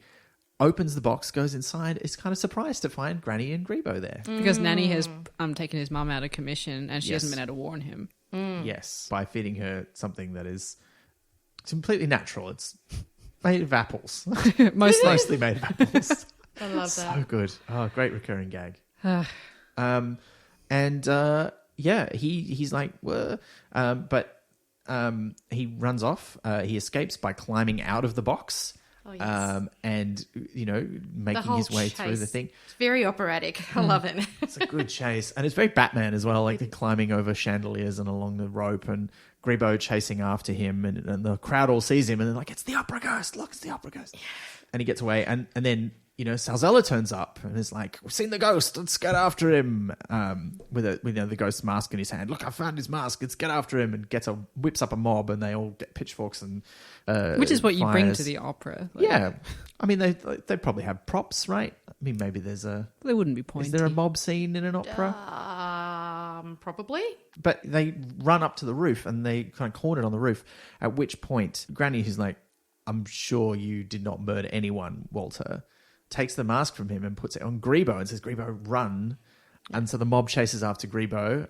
Because he's basically like, smoke me a kipper. Yeah. I'll be back by morning. There'll be he's like, yes, I know, there'll be a kipper in it. But the Granny borrows Nanny's broom, flies after him, makes sure he's all right, saves Greebo, who transforms into a cat at the last minute in order not to get murdered by this mob. But they think that they've thrown him into the river and he's dead because they're can't find any other explanation for how he could have escaped. You'd be able to see if you'd thrown him in the river though, because it'd take a long time for him. Yeah, you would think so. Yeah. But this is where, and finally, all the plot comes out. This is where Granny's looking at the books, like you were saying earlier, with Agnes in the room. There's a great bit where they're looking at the books and someone's coming. Yeah. And Agnes hides behind a curtain and Granny makes herself invisible using witch-style magic. So she's not literally invisible, but nobody can notice her. And there's some really nice descriptions of that. It's really somebody else's problem field kind of invisibility. And the person who comes in while they're looking at the books is Andre. And they're all like, is he the murderous ghost? But no, he's not. He's the Watcher's first secret policeman. Yeah. Investigating the Opera House murders. Big reveal. Yeah. And so they figure out who the real other ghost is. And it is, dun, dun, dun, Salzella. Oh, my God. I don't know, was this a surprise to anybody? By this point, no. Yeah. I mean, earlier on, he seems so earnest about the opera. He seems to really love it that I think that's a bit of not a red herring, but it's a bit of a distraction. I think he does love the opera, but he also loathes it. Yes. Or he hates it because they make that distinction yes. between hatred and loathing. And I got really confused because Andre, because it's in Phantom of the Opera, Monsieur Andre and Mr. Verman. Yes. Are the two things. I was like, he's going to be somehow more involved in the opera, but no. I was like, why did they give him one of the opera names? I think they just decided on giving him a French name. Because they also gave Angeli the name to there's a B plot or C plot that we haven't touched on about Slug's long lost neighbor girl that he is reunited with by the end of it. Because Angeli is the Christine character's real? I don't know. There's a whole thing. Right. In Phantom of the Opera. Oh. In the book. Yeah, I think in the musical, but I could be wrong. I think they're the same person. It's in a song. I can hear the song in my head, and I think it's. We'll look that up later. I don't know that one, but it's Phantom of the Opera names dotted throughout the whole thing. Is the yes, there are absolutely totally. Yeah. It's definitely a major influence. And it sounds as he's been embezzling money out of the opera. He's been cooking the books, but putting them in sacks under the opera. Do better. Come on, hiding it. Well, he's not going to put it in a bank, is he? That's take it home. Or does he live there? I think he might live there. Probably. I don't know.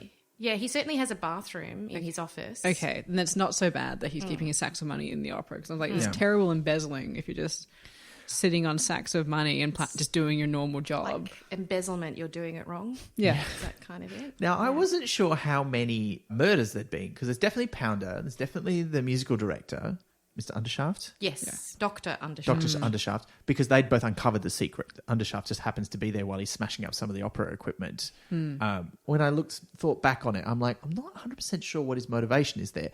Is he smashing up the musical equipment in order to buy new musical equipment as an excuse for stealing more money, because he can cook that as an expense and say it costs more than it does. Does it also turn Will against the ghost? Oh, right. So that people will hate him, and that's part of his exit strategy. Is like, we'll kill the ghost and then no one will ever suspect me because they think the ghost is dead, so they'll never have known that I was the ghost. It's also, it's distraction. It's extra expense, and it just keeps Bucket distracted. So he's not going to look into things quite as carefully as he otherwise might. Yeah. So Sazella runs off to try and escape. The final scene of the opera that they are performing is a masquerade ball. It's the name of the book. Although I just want to... Why spell it with a K? Does it need to be... I mean, is this... Search engine optimization. Yeah, okay, all right. Look, this is pre-Google times, but is it that? Is it so that you can find the book really easily because it's going to be the only one spelled with a K? Because anything else called Maskerade will be spelled the traditional way. I think it sounds too serious when it's spelled with a Q. Like, it seems like maybe it's going to be a serious book, whereas this, I think it has the hint of satire, perhaps. I guess that's true. Yeah. Okay. All right. It seems a bit literal. And the mask is such an important part of the story. Not just during the whole opera ghost bit, but during this sort of the finale, which we're up to now, because he's gone onto stage to hide in the crowd because everybody's wearing masks, so you don't know which one he is. Then Granny and Nanny sneak on. Granny in like a tutu. Oh God, that's so funny. I could just see that happening in my mind's eye. And I'm like, that is so hilarious. She's so wonderful. And she's loving it as well. And I'm like, yes, I want more of this. And they're trying to figure out who it was. I felt that didn't need to go on quite as long as it did because it seemed pretty clear who it was going to be. But they've got that long sequence where they're trying to figure out who it is. And then Mr. Bucket turns around and realizes that Henry Slug / Enrico Basilica is talking to him, and he's like, "But you're supposed to be in the cockerel costume out there." Yes. There's probably more than one, but is there a big opera that ends with a big masquerade scene? Everybody's in masks and costumes? Look, there could well be. There are plenty of operas that have masquerades. Is Un ballo in maschera, of course, which is a masked ball. Right. Which is all about that. Yeah. One of the most famous ones, though, which is kind of referenced, is the operetta Die Fledermaus, where they confuse the men. So people confuse their spouses for someone else because they're wearing quite a small mask, or they might be wearing someone else's clothes. And so a ridiculous disguise that would never This would never happen to Verence and Magrat, though. Because she knows what he looks like with a moustache or a monocle. Yes. Or indeed wearing a silly costume. So they're proofed against that. Oh, that's nice. But yeah, look, Fledermaus is probably the most famous one where that all happens. How would you not recognise your spouse, who presumably you've slept with before, just because they're wearing different clothes? It's like, that's is not it in how the dark? it's like. No. I mean, even then. Well, it's like in Sailor Moon, it's very obvious that Tuxedo Mask is Damien, the one guy in the show. But they don't know any other men, right? But yeah, he's wearing a suit and he's got a tiny little ribbon across his eyes, so he's Tuxedo Mask. Yep, exactly. Look, it's literally called Tuxedo Mask as well. Clark Kent Superman all over again. That's fantastic. Yeah, he isn't even wearing a mask. He's just wearing spandex. He takes his mask off. But anyway, there's the big battle scene. Like, they finally figure out who the guy is. Yeah, and Sarzella has taken the big cockerel costume. He's padded himself up, so he's the same size as Enrico Basilica. But he gets the head taken off. They realise who he is. And yeah, he's like, I'm going to kill people. You can't catch me. I know. Super villain. It's great. It's so dramatic. And this is all happening in front of the audience, we should say. Because they almost shut the opera down halfway through because the opera ghost sort of disrupts everything, and they're like, "What's happening?" And they're like, "The show must go on. We got to sing. We got to do the end of the show." And he has this big rant about how much he hates the opera and how awful it is, which is kind of great, so good. But he doesn't do that straight away. First of all, he tries to take a hostage. He's going to kill Walter, who doesn't have his mask anymore. It's been broken. And then they have all these strong women empower this guy by giving him his individual mask, his invisible mask, so that he can save the day and all of that. And I would be very on board with that if it weren't for what happens afterwards. It's true. But they do. They kind of integrate his two parts of his personality, because Nanny has been down into his secret lair and discovered that he's got a little mini organ down there. He's super talented. A keyboard, I should say. And he's been composing a whole lot of stuff. Yeah, which is not quite opera. But seems pretty good. Turns out Walter is actually Andrew Lloyd Webber. Mm-hmm. Which might explain why he's such a jerk. No, I don't know. I don't know if I need to say that. I'm sure. Is that Andrew why Lloyd he Webber's loves fine. Christine so much? Um, Because Andrew Lloyd Webber was married to Christine Brightman, wasn't he? No, Was he? Sarah Brightman. Sarah Brightman, sorry. I merged them together like some kind of opera ghost. I don't know. I have nothing to back that up. My love for what Pratchett did with opera through the whole book ended as soon as he brought out all of these musicals in there and started basically saying, "Oh, you should see these. They're like actually good. It's like opera but good. It's like opera but good." And I'm like, pretty harsh. They're both good but different.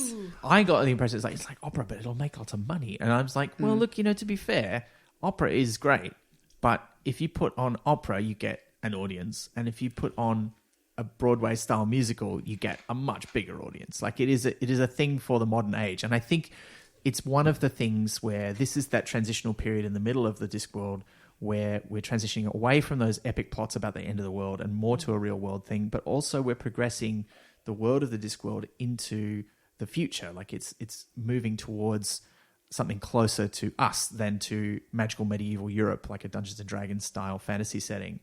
And this is one of those moments where opera is seen as the thing from the past, which is, it's harsh. People do still write new operas and it's still performed regularly, right? But then it's saying we're now moving into what we would think of as contemporary musical theatre, and that's like a shift in the way people think about music and theatre in the world of the disc. So, it comes down to, I think it's alluded to earlier, they're talking to Bucket and he says, "How do you ever make any money?" And he says, I think it's Saltzella says to him, "You seem to be under a misapprehension. Money is what you put in and opera is what you get out."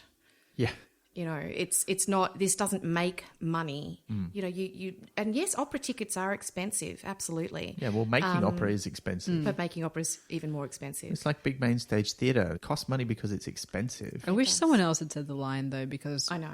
Because him saying it is because he's literally embezzling the profits, so it undercuts the sentiment, which I think is stronger. But it is true. At the same time, it's certainly that's why he gets away with it for so long. Yeah, because it's true. I think it would have had more of a punch if it was said by someone who wasn't also stealing from it. Wasn't actually a dick. Yeah, if it was Mr. Undershaft who had said that, I think not that it's like a real nitpicky thing, but if I was like the editor of the book, I would have probably been like, can we shift that line?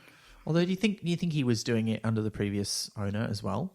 Like, it's not clear how long he's been doing it. Like, clearly for quite some time, but it's not clear quite Definitely, you how couldn't long. have sacks of money like that big, like that quickly. Yeah. Other questions sort of about doing things previously.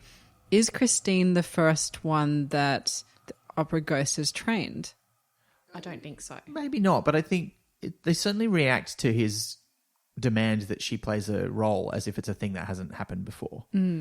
So it's like he's stepping it up. He's like taking it to the next level. He's like, I'm not just going to train up someone who I like in the thing. I'm like, I want to make this person the star who is not currently capable of being the star. And I want it to happen tomorrow. Like that seems like it's an escalation, if nothing else. Yeah, and maybe it's an extension of how he himself feels because he, as Walter, is very overlooked and not allowed to excel. So perhaps he's finding an analog that he can help achieve the things that he kind of wants for himself. Like he doesn't want to sing, but he wants to succeed. But as he is, he can't see a way to do that, so he chooses someone else to channel that through. Perhaps like that could be drawing a long bow, but it kind of, the sentiment feels like it's there for me. I think that he's just someone who is very passionate about the opera and wants to see it succeed and wants to see it flourish.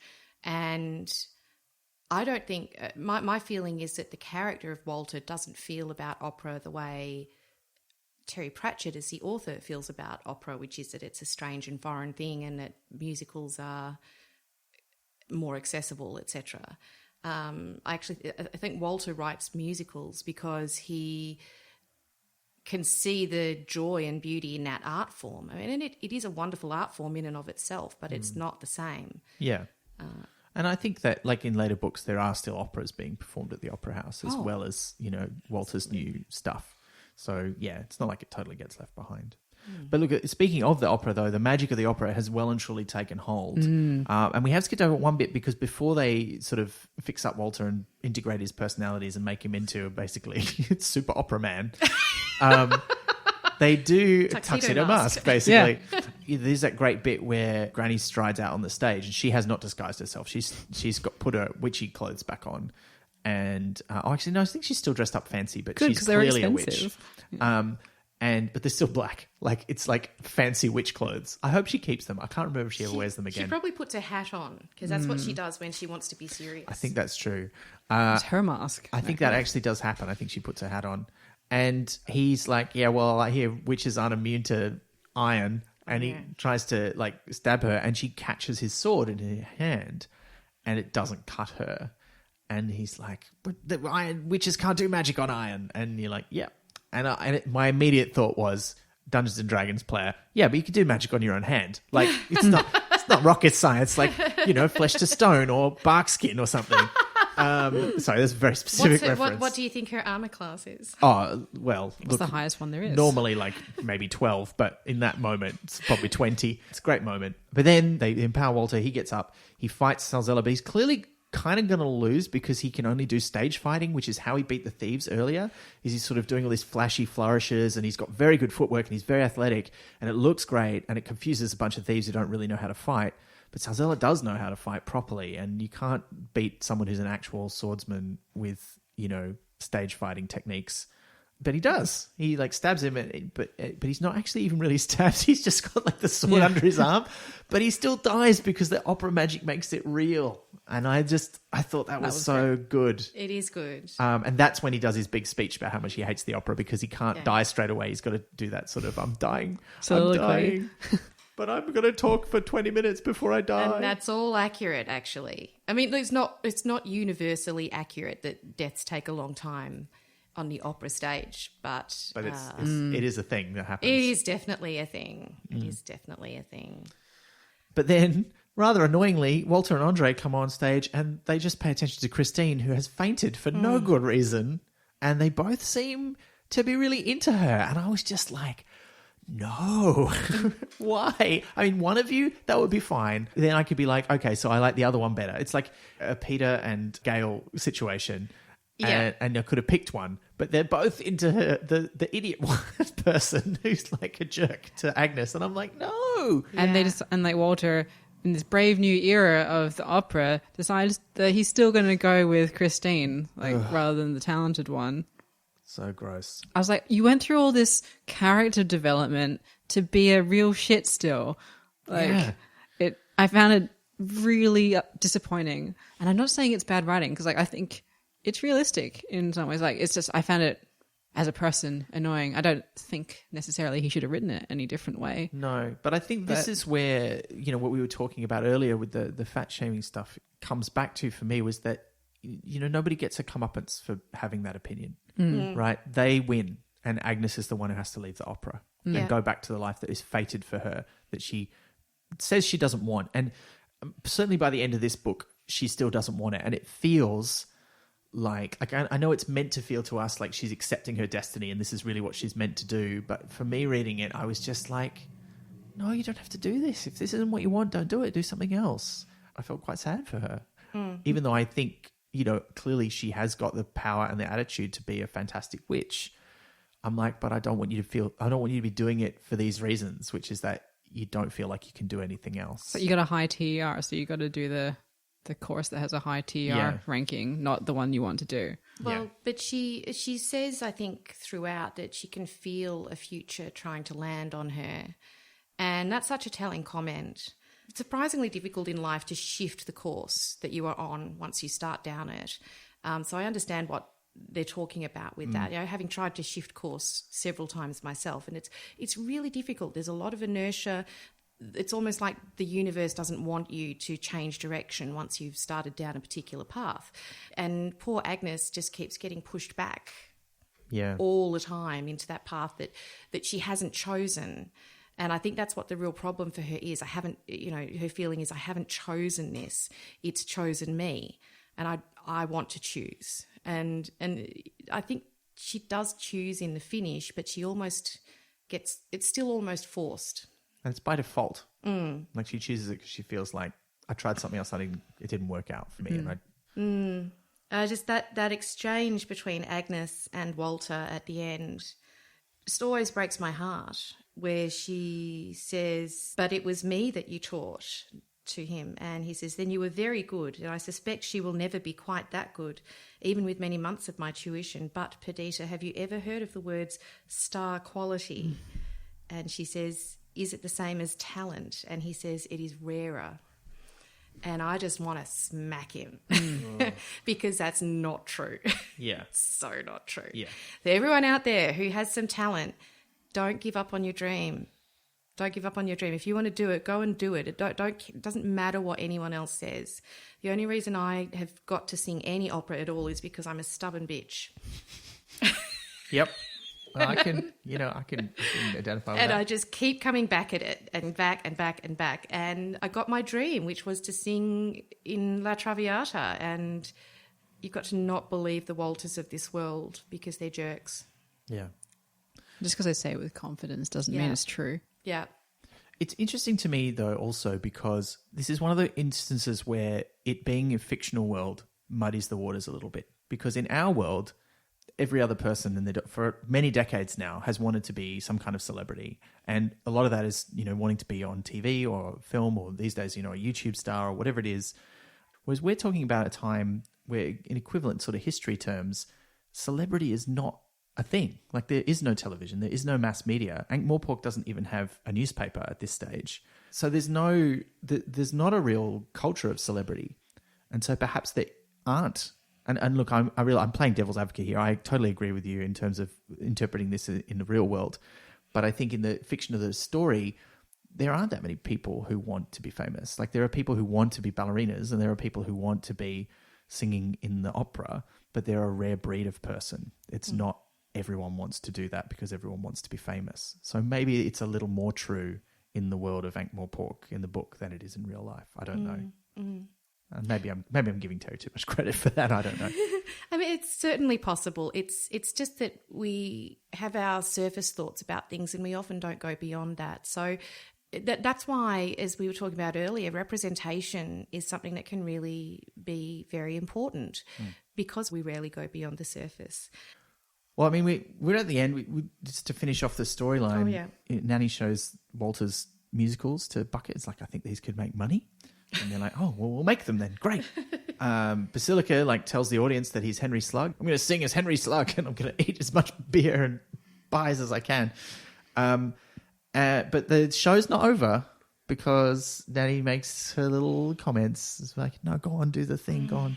And Agnes sings and the opera is over. And they never say the line, but we all know what's going on there. And it's just one last fat joke before the book is over. And you're like, oh, do we really need that? But at least Henry Slug is reunited with his long-lost love and apparently his son. That was so good.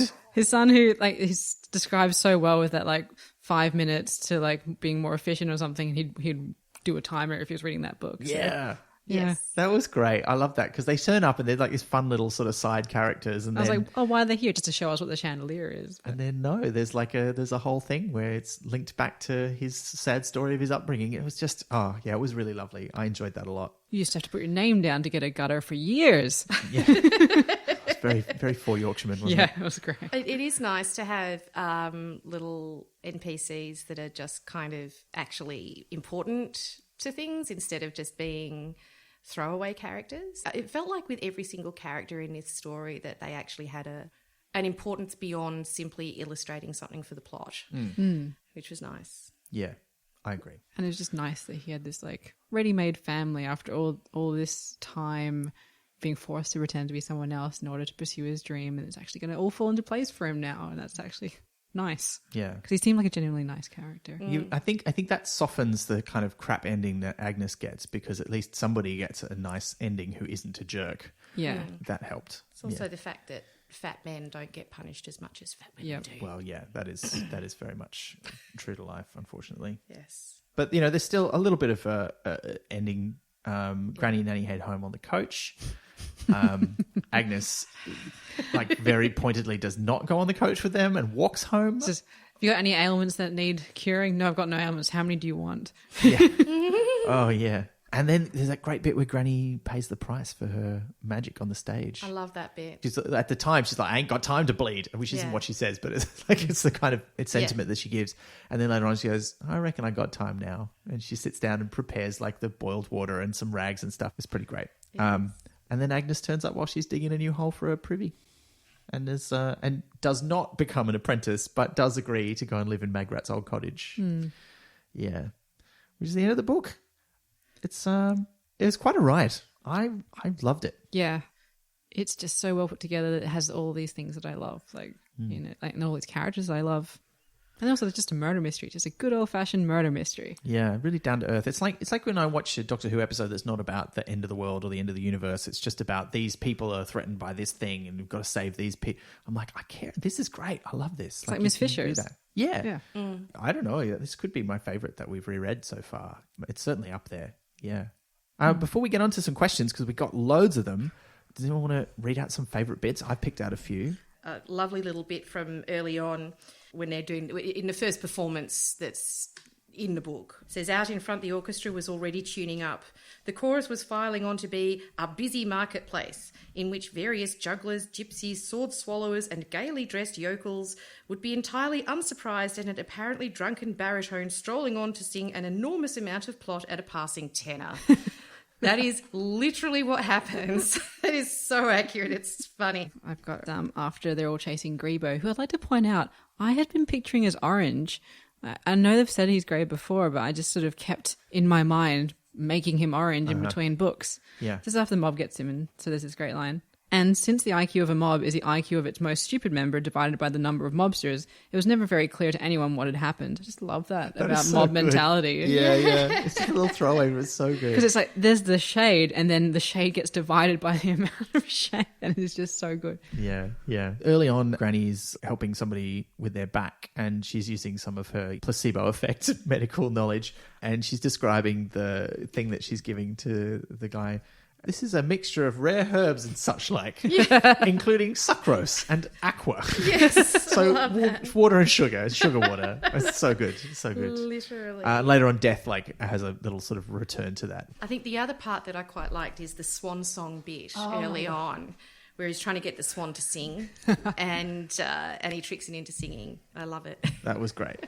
Death is, as always, fantastic in this book. My favourite part of the whole book, though, if I may, Yes, is the dedication.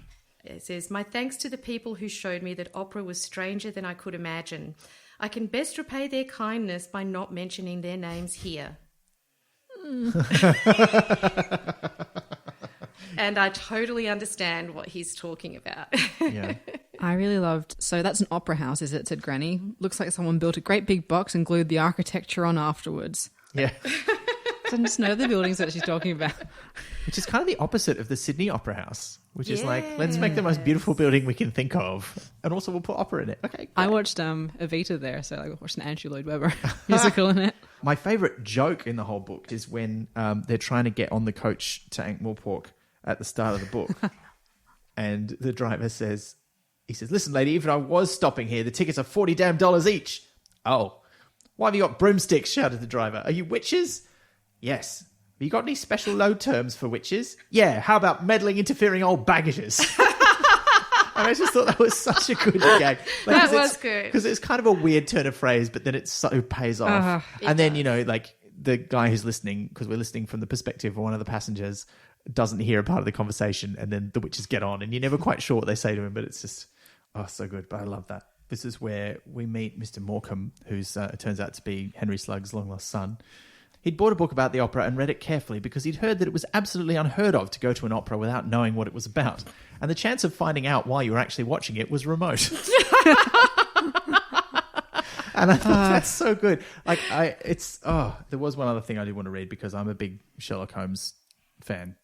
So I did just want to pay tribute to the thing that Nobby says. What do you think then? You think he turned into a bat and flew away? I do not think that because it is inconsistent with modern policing, said Detritus. Well, I think, said Nobby, that when you've ruled out the impossible, what is left, however improbable, ain't worth hanging around on a cold night wondering about when you could be getting on the outside of a big drink. I'm like, that is very definitely how Nobby approaches policing. Yes, it is. Yeah. So I love that. There's so many other good bits I could quote though, but I won't quote them all. The whole book is like mostly it's just one long good bit. It's just great gags, great passages, great descriptions, like you were saying earlier, Liz. It's just a really nice, polished piece of writing. Yeah. He just seems so comfortable now with the world and the characters that he just manipulates it all with such ease. It's really lovely to read. And it's probably worth pointing out this is still during the period when Pratchett was very prolific. Like, he published 3 different Discworld books this year that this came out in 1994. This is after Soul Music and Interesting Times and then Maskerade. Now, Interesting Times, we did that recently and we had our issues with it, but it's still pretty well written. But Soul Music is also a fantastic piece of work and also about music. So interestingly, that his 2 books most about music came out the same year. Yeah. But look, we should get to some questions because we've got so many and we do want to try and answer them. We won't get through them all. So let's get straight into them. Liz, what's the first one?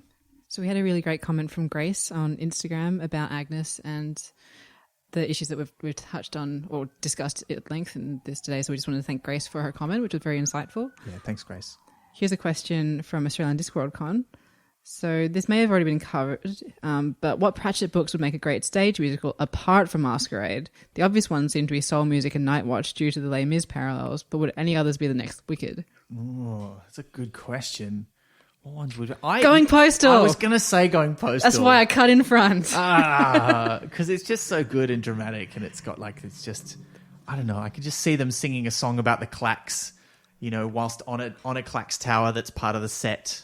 The sad solo about stamps and pins, like the switch from pins to stamps. Oh my God. That would just be a bit with the spotlight on Stanley as it's like not memory sort of like, it's just, but yeah, I think that would be a great one. And the costumes. Oh, it would be great. Yeah, imagine the musical theatre version of the postman's outfit. Oh my God. The gold suit with the winged hat. Like that already is the musical theatre version of it. Musical theatre version, yeah. Oh, so I find good. that all rather terrifying, to be honest. Oh, yeah. Well, what do you think, Myf, though? Do you think there's a good Discworld one? I would love to see Guards as in a music theatre version, mostly because I'm desperate to know how artistic directors would cope with the dragon issue. As in having to get a dragon on stage. Yeah. Lighting, shadows? It's difficult. Big puppet, probably. It's difficult. I mean, they do have the dragon in Shrek, the musical. But could it be implied, like an implied dragon? Oh, that'd be pretty good. Well, there are so many stories about dragons, and there's a dragon in opera, believe it or not. There's a dragon in the Ring Cycle, and it's a constant problem how to represent this dragon. Use the tripod solution and do that all in shadow puppetry. Yeah. That's what I was thinking as well. Like, it could be very cool. Yeah, that's what they do in tripod versus the dragon features very prominently in Guards, gets on stage and has a lot of dialogue and all of this other stuff. So I would love to see how they solve that. But I just think it could be a really great. You could have this like whole scene where the town turns around at the end of Act 1 is like, a dragon's our king now, and we're gonna just deal with it. You have this big crowd scene I could just see it at the end of Act 1, and then Act 2 is how we freed ourselves from the dragon. Yeah. So yeah, I think that would be quite fun. Crossbow would be a really cool thing in there. Yeah. I'm going to say also, I think Dodger would make a great musical. Yes. But it is also, I mean, it would be a comedy Discworld version of Oliver, but it would be, and not that comedic actually, because it's quite dark in parts, but I think you could make a great musical out of it for sure. 100%. I think The Truth would make a great musical. Because it's about newspapers and stuff. Yeah. I think that could be quite fun. Really good set potential. Yeah. Actually, I could kind of see the Bromeliad being a great musical. Oh, yeah, because you could do the sets really cool because you make them look small. Yeah, so you just have these giant props everywhere and you just make all the actors play, because you would never, because they don't do, until the third one, they don't have any significant interaction with humans that you couldn't sort of hand wave away because they never talk to them. And even in the last one, I think you could do it. Like you just need like a puppet giant hand or something. I think that would be great. Yeah. Now I want to see that.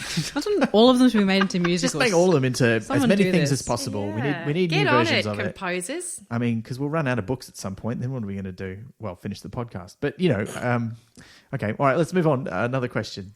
All right. This one's from Natalie Haig. I love Maskerade mainly because I love Phantom of the Opera. Same here. Plus Agnes/Perdita of the big hair and many voices. But it's also fun to ride along on Nanny and Granny's adventure in publishing. If you could try a recipe from Joy of Snacks, which one would it be? Oh, God. And I'm going to have to say, are we being forced to try something from the Joy of Snacks? Because I don't think I would willingly. Not at all. Okay. I can tell you what I wouldn't try, which is the banana soup surprise, because I don't like cooked bananas. And it's a great callback to her previous joke of she knew how to start saying banana, but she didn't know how to stop. Yes. Yeah. Look, I reckon I'm game. I'll try any of them. Wow. I'll do it. You heard it here first. Yeah. I mean, look, carrot and oyster pie. I mean, well, one of my problems is I'm vegetarian, so a lot of the stuff in the book is not edible for me. Not the banana. But yeah, maybe I could eat that, so maybe I would go with that. Yeah. I'm actually quite intrigued to try the chocolate delight with special secret sauce, in spite of knowing what the possible side effects are. I'm just intrigued. And they list out some spices, but they don't list everything in Maskerade, that is. So I'm actually quite interested to know what else is supposed to be in that. Well, look, maybe we might have to table this question because we will be covering at some point in some way Nanny Ogg's cookbook, which you can actually cook the recipes in. So maybe we'll revisit this question when we do literally decide which ones we would have. Yeah. All right. So this one's from Steve Leahy on Twitter. Given that this one's a riff on the other, what was the greater influence on Maskerade, the Gaston Leroux novel or the Andrew Lloyd Webber musical? It's definitely Andrew Lloyd Webber. 100%. Because, and the tie-ins, as we talked about it earlier, but there's so much that ties it to the Andrew Lloyd Webber, from what the characterisation of Walter Plinge, which is very clearly a callback to Frank Spencer, who was played by Michael Crawford, who was the first Phantom of the Opera, right through how the story progresses, and the fact that they tie in things that are a lot of things that are essentially Andrew Lloyd Webber musicals at the end that Walter has been writing. So I'd say it's much more clearly that. I mean, there's some Gothic elements that are the novel, but I think the biggest callback there is to Andrew Lloyd Webber's Phantom of the Opera. I've got nothing to add. That was just very, very all-encompassing. Thank you. So this one's from Stephanie Poon. What were your predictions for the identity of the Phantom when you first started to read this book? Also, what recipes do you know that would be worthy of Nanny Ogg's book? Oh. So we've kind of touched on a bit of that. Like we talked about our speculation on who it was going to be. So recipes that you think would be worthy of Nanny Ogg? I don't know. Like I haven't really liked things with eggplant in, and I feel like there's some jokes there that are emoji based that now could, like some sort of peach and eggplant souffle. Yeah. Sounds terrible. Yeah, it does sound terrible, but you know. Yeah, so I think if you've seen Call Me By My Name, Call Me By Your Name, I forget which one it is, but there's something that happens with a peach in that I think that Nanny would be quite on board with, including in her book. So, yeah. Talking Discworld specific things, I don't think you guys have done it yet, The Last Continent. No, not yet. But there is a recipe in that I think Nanny Ogg would approve of. The peach butt. Okay. Well, it actually yeah, it gets called the peach Nelly, but the alternative would have been to call it the peach butt. So yeah, There's a whole story behind that, also associated with opera. You'll just have to read the book. Oh yeah. Yep. Okay. I know where that's going. Yeah. Here's a question from Sven Uckerman. What is your favourite calibre of champagne against angry opera guests, and which one to drink? I think it's just fun to ask that question because I'm fully prepared to go on record, and I apologise to my own mother about this because she will be disappointed in me, but I do not know enough about champagne or Australian white sparkling wine to be able to answer this question. I have to admit, in my experience, champagne has tended to decrease the anger levels of opera guests, and I've never actually seen properly angry opera guests. They might get a bit drunk and sloppy in terms of, just talking about what they did or didn't like about a performance, but they don't tend to be that angry. But I guess I don't actually drink myself anymore. But when I did, I would have gone for something like a Veuve Clicquot or possibly, it depends on, how much I wanted to spend. Wait, hang on, I got this. If it's a calibre of champagne, surely you should use a Magnum. Because that's the most powerful bottle of champagne in the world that'll blow your head clean off. Well, and sorry, go home. I think a pink mullet would be a funny one, not necessarily an effective one. Yeah, okay. Yep. Pink. Why pink? I think it's just the pink ones just do not scream violence to me, so it's just visually more funny. Yeah. Because they wouldn't see it coming. You don't expect to be hit in the head with a bottle of champagne. You don't expect to be hit in the head with a bottle of pink champagne. Speak for yourself. Should I be wearing a helmet? I'm afraid. I'm very afraid. Let's get on to the next question. Oh dear. This one is from Murphy Peoples. Can we please talk about the thirst trap that is Hugh and Greebo? Yes, we can. Yes, let's talk about Okay, Hugh look, and I mean, Greebo. he is... I mean, you don't get any illustrations of him at this stage, but I don't know if you've seen the illustrations of him, and I'm sure there are many fan ones that I have not seen, but he is basically like sex put into a very tight-fitting leather outfit. It's just a little bit... He's I just have a no bad problem boy. with that, but like it's all entirely his own choice. He's being totally true to himself in doing that. And what always amuses me is it's sort of weird. It's like as a cat, he's nothing much to look at. He's actually described as being quite ugly and beaten up, like a fist with fur, I think is one of the descriptions. Is it because cats are relatively adaptable though? Like, is it like his reflex to fit in, like to have the same things that he can do as a cat as much as possible by finding the human form that will allow him the same effects? Yeah, well, because there's that great bit in the book where he's chasing the opera ghost and he like leaps for the chandelier and the rope and everyone thinks he's not going to make it, and then somehow he twists his spine around in a way that doesn't seem natural and he lands on it perfectly, and you're like, that's what cats do. Yeah, yes, that is what cats. And yeah, I think there's something in that. I mean, also he's just like, when I visualize it, he's like the evil twin character on any like, you know, really sauced up soap opera. You know, it comes out with the eye patch and the beard, and you're like, he Eye patch would switch sides from time to time. Yeah.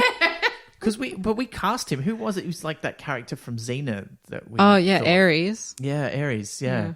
The guy from The Mummy, like the one who's the head of the Magi. Oh yeah, he's great. He's come back in a lot of things, like as a silver fox now. Like he was in an episode of Younger, which is the worst TV show, and I've watched all of it. Actually, here's a question for you though. Greebo turns into a human being. Greebo's quite old by cat standards, but he turns into like a man in his prime. Is that because that's how Greebo thinks of himself, or is that because Greebo is actually not as old as maybe we think he is actually in his prime? Good question. I don't. I think Greebo is an older cat. I never got the impression that he's an elderly cat. Okay. Just a He might be mature silver fox, Well, but because he's cats, old at aging most. cats doesn't seem to last very long. It doesn't. Prime of life for a cat, really, these days is around age 6 to 7. Right. You know. He's clearly older They than live that. a lot- Nanny's had him for a lot longer than that. Yeah. Maybe he's just magically youthful. And I don't think necessarily if you're going to transmogrify into a different creature, you're going to be the same age as your original form, because it's still like you're looking like something else. Okay. Like it's like taking polyjuice potion in a way, except you have even more control over what the end result is. So I don't think it's like Greebo as a human. It's Greebo in a human form. Yeah, okay. If that like, but he could have looked entirely different. I think maybe if he chose or the witches chose, or it's not just his human counterpart. Yeah, but also, you see there's a scene where they're trying to get him to fit the clothes. So clearly they can have some control over his appearance. Who would you cast as Greebo now? I know you've had this discussion before, but... Well, unfortunately, the guy who played Ares is no longer with us, so we couldn't cast him anyway. And the other guy's now a silver fox, so like everyone's a bit older. I could kind of see the guy who was Khal Drogo in Game of Thrones. Jason Momoa. Jason Momoa. I can kind of see him doing it. Because he's got that, now you've seen him as Aquaman. He does the big beard thing. Yeah. And I could kind of, like, I think if you made him look the part, like gave him the eye patch and the pointy little beard and put him in the thing, he would totally do it. I would watch that. That would be awesome. Quick, let's get the movie started. Yeah, watch him just drink a large glass of milk and jump on a chandelier. What about the actor who plays Billy in Stranger Things, if he had different hair? Because he's got that energy of... Yes. Like, because there's... I don't know if you've seen season 3, there's just in the first episode, I don't think this is a spoilers, he's a lifeguard. Yes. And he walks past all of the mums who are there specifically for shift change to Just watch to see him. Yeah. And that's kind of the energy I got from human form Greebo. Yeah. Totally. Yeah, I could see that. Yeah. He's maybe a little on the young side. Might have to get a bit older first, but I reckon with the different hair, he'd need, and no offense to him, but he would need some lift because Greebo is a lot taller. yeah. But, Yeah, no, I can see energy that. wise, I think. He's hot, but he's also clearly up to no good. Yeah. He's down to break some ethics. Yeah. yeah. His moral compass has been touched against a magnet at some point. Is that the appeal of Greebo? Yeah, he's What, dangerous. He has no moral compass. Yeah. Absolutely. Oh, why is that so attractive? I wish I knew. I wish I knew. All right, okay. I think we've All right, let's so, move Exhausted on. that question. We've got a few more left. Let's, yes, we can talk about the cram 'em thirst in. trap. Yeah, we did. So this one's from a Chew and Sneezed. Okay, a sing-song is the third best thing to do on a long, dark evening in the Ramtops. The first may be obvious, but what's the second? Oh, now we got a really good answer to this from Twitter. Poll said that the second best thing is probably drinking some kind of fruit beverage, maybe made from apples, asterisk, well, mostly apples. Which is a perfect answer. A perfect answer. I don't think I can improve on that. No. I actually wonder, though, if for ramtoppers, which is a word that you should never say out of context, Ooh, if maybe the thing that we're assuming is the first best thing to do is actually the second best thing to do, and that there's not some rural related activity that they think is the best thing to do, like practicing Morris dancing or something like that. Well, you know what? Something we haven't mentioned is the question that Granny asks everybody in the book, which is like, if your house was on fire, what's the first thing you'd take out of it? And Walter gives the fantastic, very literal but fantastic answer: take the fire out. I wonder if it's build a fire. Like, it's a long dark night in the rent. Build a fire, guys. Yeah, it'd be my first Get thing around to the do. fire. shelter. Just shelter in general. Just don't die. Like, stay alive. All right, this one's from Neil Weber via Twitter. So is this book peak weatherwax? She's transcended mere psychology in the latter stages. She's gone beyond the epic events of lords and ladies, and she's also revealed as a great beauty with perfect feet and skin. It does throw back to Weird Sisters for sure, but I can't think of a later book where she holds reign like she does in this. She's the most all-powerful figure I can think of anyone in any book, although veterinary. So, yeah, is she at her peak? It's difficult for me because I haven't read Carpe Jagulum for a long time, so I don't remember what she's like in that. And I also haven't read the Tiffany Aching books where she comes back later on, so I don't know if she's more powerful seeming in that. But I think totally, like, it's hard to imagine her as being particularly more powerful than this. I think I think it's actually hard to beat Carpe Jagulum. Like, she has to get badly beaten up and she has to She allow pays a herself. price for that power. She pays a price for it, but once she establishes her way in with the vampires to take control from them, she doesn't even have to bat an eyelid to exert that control.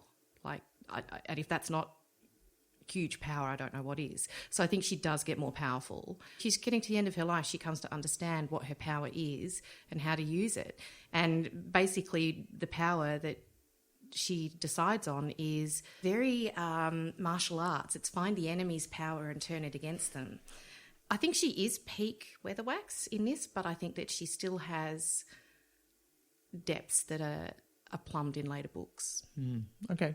I'm going to summarize this question from Zoe, which came via our Discord, because it has a lot of really great observations about metaphors and things as well. But at its core, the question is, which Walter is the real Walter?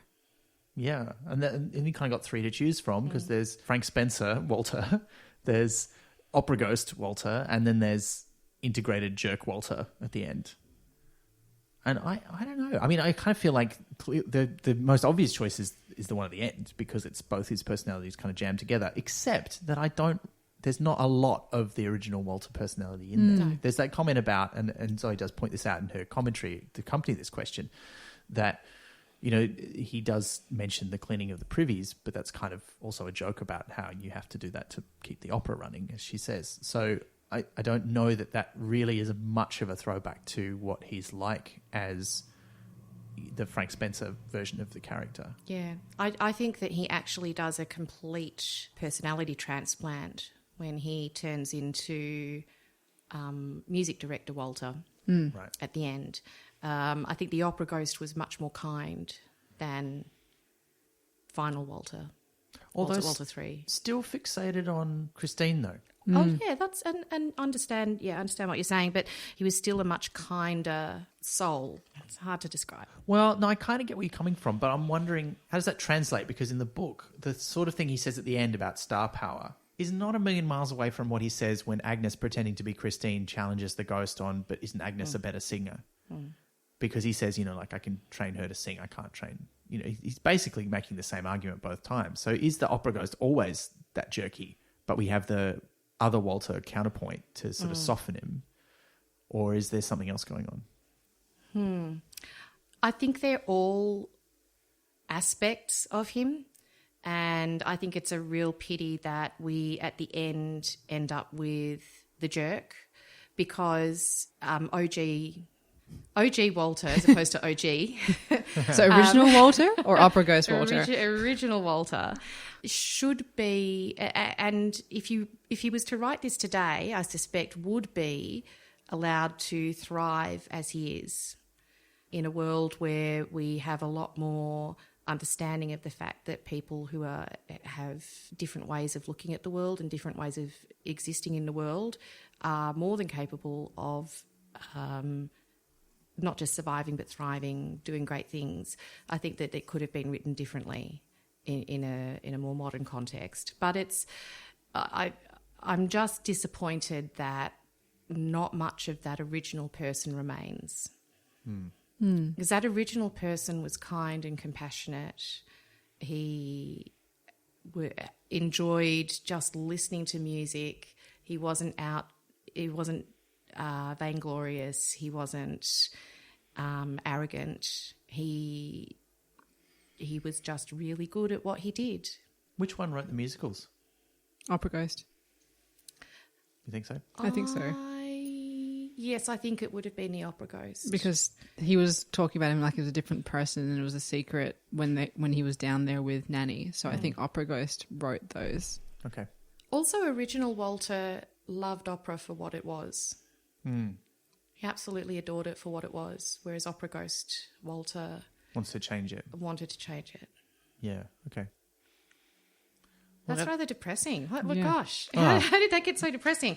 But Walter's a really weird character in that way. Well, he's got fictional, like the way his brain works is clearly a work of fiction. Like there's a whole bunch of things thrown in there, and it works narratively. He's a great character, but it's impossible to translate that person into the real world as written. It just does not match up with dissociative personality disorder or with any kind of, like, it just doesn't make any sense. And that's fine because it's not meant to, it's like soap opera / opera kind of personality weirdness, and that's fine, but it's not anything real. But I think we might have ended up at a slightly depressing place, but we have been on an amazing journey and we've really enjoyed the book. Thank you so much for coming along. If people want to get into opera, where would you recommend that they start? Oh my goodness. There are many, many independent companies out there putting on small performances all around the place. I have friends who have just started up little companies and they just go around and do opera performances all over the place. They're absolute shoestring productions. I recommend getting into that because it's the kind of performance where you could actually go and talk to the performers afterwards very easily and they'd be happy to talk to you.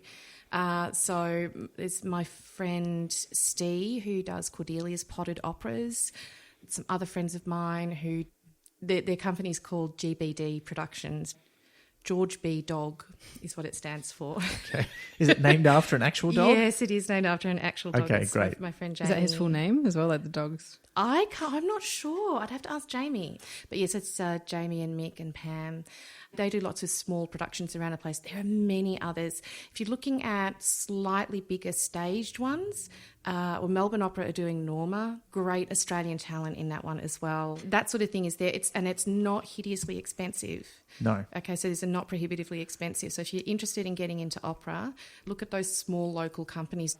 Definitely go and see an Opera Australia show. It's worth it. But You don't have to start there, I guess is my point. You don't have to start Doesn't with have the really to be expensive big things. company main stage production. Yeah. And wherever you are locally, there's probably going to be the equivalent of these small Absolutely. companies. I should give a shout out to my friend Kate, whose company BK Opera is another one of those smaller opera companies in Melbourne. I forgot about them. They do some great work. They do a lot of small sort of greatest hits from the opera kind of shows, as well as actual, opera productions. They do twists on it as well, which is really nice. And again, it's another one of those grassroots organisations, just a bunch of singers and performers or conductors or whoever sitting around saying, how can we perform more?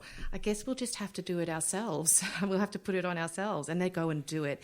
I just wanted to mention that I have actually seen all of Victorian Opera's productions last year and this year because they had a deal for under 30s where you could buy the season tickets and it was the same price as going to a cinema, which I thought was actually really good. So that's quite a niche specific thing that Victorian Opera do if you happen to be under 30, but it's definitely, you get to see the cross-section of different things they do, and I didn't realise how varied it was. So that was actually a really cool way to see it. And also be forced to watch ones that you probably wouldn't necessarily have gone to if you're just cherry picking. So, yeah. For sure. And go and see the ones that are not done so often. I mean, everyone thinks, oh, you need to see the canon. So you need to go and see La Bohème, and you need to go and see Madame Butterfly, and you need to go and see Traviata and all these other things. And yes, they're all wonderful pieces, but go and see the things that have only been written last year. Go and see the things that have never been done in Australia before. Or wherever you are. We should acknowledge a large proportion of our listener base are not based in Australia or Melbourne. I'm so sorry, overseas listeners. You've also got great opera there. There will be things like that everywhere. Yeah. Go and see the things that are very recent because they're worth seeing. My favourite opera to do, and I'm hoping to perform it again later this year, is a piece by Giancarlo Menotti called Amal and the Night Visitors. And it's a wonderful opera that was written for television in the 1950s. Wow. So it's this really short little piece. It's like half an hour, if that. And beautiful, beautiful music and this wonderful story just compressed into all this short bit of time. But this is really recent work. There's operas being written today continuously, and we just don't get to hear it because everyone's like, oh, we want to see Bohème again. It's like, oh, gosh. That depresses me, I must admit. I saw a great original opera last year called Lorelei. It was fantastic. Yeah. Thank you so much, Myf, for your opera knowledge and your enthusiasm. It's been great to have you on. We do want to thank all of our supporters. If you're thinking of being a supporter, now's a good time to get on board because we have launched our subscriber-only bonus podcast. It's called the Ook Club. And you can get it by being a subscriber. It only costs $2 a month. That's $2 Australian. So if you're not in Australia, it's really cheap. Even if you're in Australia, it's pretty cheap. And if you become a subscriber at any level, you get access to that. So that's out. That's released. There will be more episodes of that coming. The first one is out now. We'd like to thank all our existing supporters for making that happen. You are the reason we can keep making this show and make it the way that we want to. So thank you so much. On a not unrelated note, one of my other shows that is only possible because people have supported it through crowdfunding, Night Terrace, is back on the BBC. As this comes out, I think it will be up to episode 2 or 3 of series 2. That's playing on BBC Radio 4 Extra on Sunday evenings, UK time. That's at 6 p.m. and it's repeated at midnight. So if you want to hear something else that I've done, that is a great place to find it. That is series 2. You don't need to have listened to series 1. But you can find the first episode at nightterrace.com along with links to buy the rest of it. I don't think we've got any other pressing news. So all we're left to tell you is what our next couple of books are going to be. Because Liz, we thought we might announce the next couple in advance, didn't we? Yeah, so the next one we're going to do is Feet of Clay. And then the one after that is going to be Equal Rights. Yeah, we're going to go all the way back to the third ever Discworld book and the origins of Granny Weatherwax. All right, well, I'm really looking forward to that. I'm really looking forward to Feet of Clay as well. That was a favourite. And we haven't done a watch book for a little while. So after the little teaser of Nobby and Detritus in this book, I'm like, I love this, but I'm also keen to get some more watch action. What note shall we end on? Let's end on a pleasant note. Is that like a high C or? I don't know. What is a pleasant note? Oh, B flat. You've been listening to Pratchat, the monthly Terry Pratchett Book Club podcast with Pratchatters Elizabeth Flux, Ben McKenzie, that's me, and guest Myf Coghill. Pratchat is produced and edited by me, with music by David Ashton of Sample and Hold Studios. You can find us on Twitter, Instagram and Facebook at Pratchat Podcast, and listen to past episodes and support the production of new ones at pratchatpodcast.com. Join the conversation for this episode using the hashtag Pratchat23. Pratchat is brought to you by Splendid Chaps Productions. We make entertainment for your ears, like the Star Trek podcast Rediscovery and time travel comedy series Night Terrace. To find out more, visit splendidchaps.com.